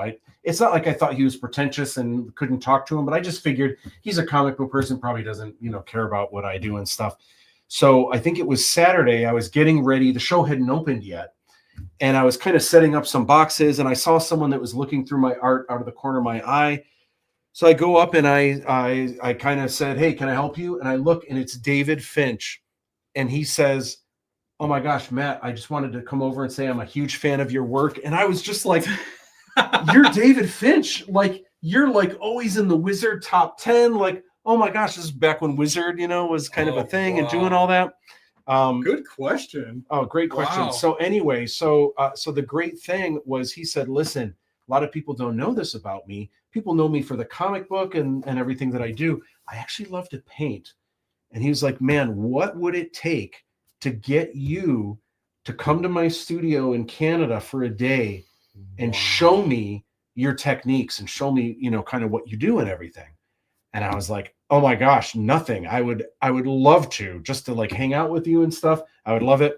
So what ended up happening, I drove all the way in. I drove to Canada to his studio. It was probably only like 4 hours away, into Canada. But I drove all the way there, brought like my airbrush, to show him some of that and just all the different things I do. I walk in, and he had this room in the front of his house. It's filled with paintings that he's already done, and they're amazing. They're so good. And no one, I think people have seen more of his paintings now, but back then no one had ever seen any of his paintings yet. And they were so good that I didn't really have anything to, because like he was already really good. So the funny thing was, I started asking him questions about things, not about painting, but about comic book inking. And there's some things with line quality and connecting edges that he actually taught me that were huge. So the funny thing about that story was that I went there. The intention was for me to show him some things, but the takeaway, I don't think he got anything. Maybe he got something from me, but I got so much. I learned so much from David Finch, which was wild. I like all kinds of artists. I love comic book artists. Drew Struzan obviously was very inspirational when I was getting started with my career. I love all kinds of artists. There's an artist that I study with a lot when I go to Los Angeles named Nathan Fawkes, who's a painter. He's done a lot of work for Disney and DreamWorks. Other comic book artists, oh my gosh, name them. There's so many.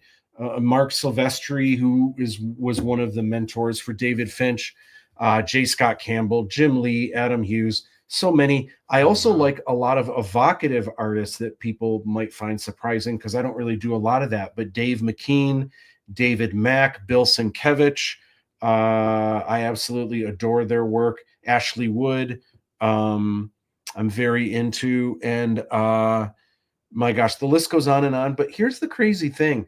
I find inspiration everywhere. So obviously artists, like 2D, artists, but musicians, filmmakers, and like, I can't tell you, there are so many times I'll go outside when there's a sunset and I'm almost crying because I'm looking at the colors and I'm looking at the composition in the sky. That is so and I'm just like, this gift that I have right now in 60 seconds, it's not going to be the same. Gone. The colors are not going to be as vibrant. Like what when I'm this driving gift to me, and it looks different to someone 5 miles over here. And like, there's this gift that I have, and it's like, it's just amazing. So I find inspiration everywhere in music, even though like music isn't primarily what I do.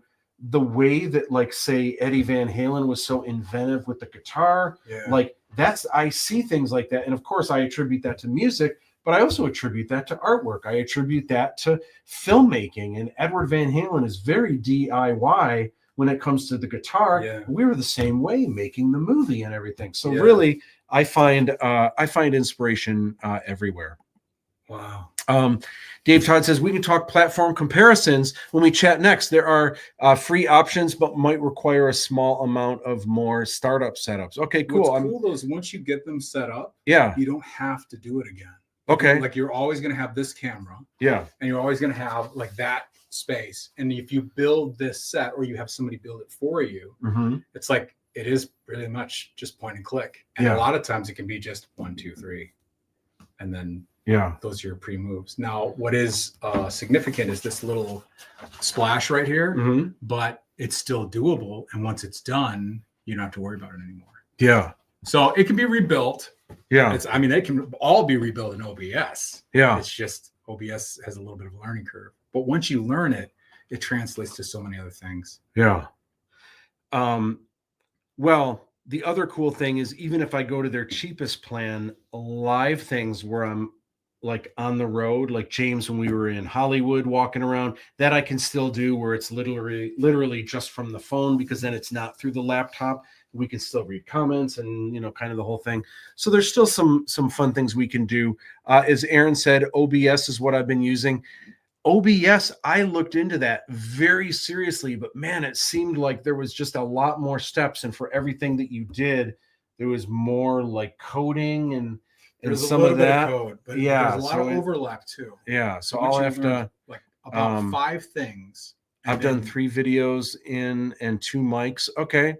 Okay. Interesting. Yeah. Well, I need to chat with everyone and kind of figure out what but the first thing I'm doing, this week I'm getting off that $80 plan and I'm going right down to the cheapest one and then figuring out what to do from there. So it's not that the live stream is over, but it may evolve differently. I may start using different software. It may so it's platform. Just, there's a little bit of a hiatus. We won't be back next week, that's for sure. But what platform would you like to see it on? That's Vote right now. Yeah. So that's what's going on next time. So I don't know when next time is. That is the Livestream Lounge. It's an official podcast on YouTube. If you're ever looking for past episodes, if you, again, go to my YouTube channel, click on live, and you will find the complete list of Livestream lounges, including the peanut butter whiskey taste off. Or visit our non-existent Patreon, where you'll see behind-the-scenes footage of things and events that maybe a little bit off color. You know, maybe this scarf goes over there, and nobody thinks. Yeah, so none of that exists. Void where prohibited. Anyone with more than one vowel in their name doesn't apply. So I wish you all well. Nothing rhymes with rounge. That does it for this latest edition of the Livestream Lounge. There you go. Boom, boom, Nicely boom. done. Chick, chick, ching, ching, ching. And you're welcome. Thank you, everybody. With that, great stuff. Until next time. Woohoo! Reach out to us. With that, I bid everyone adieu.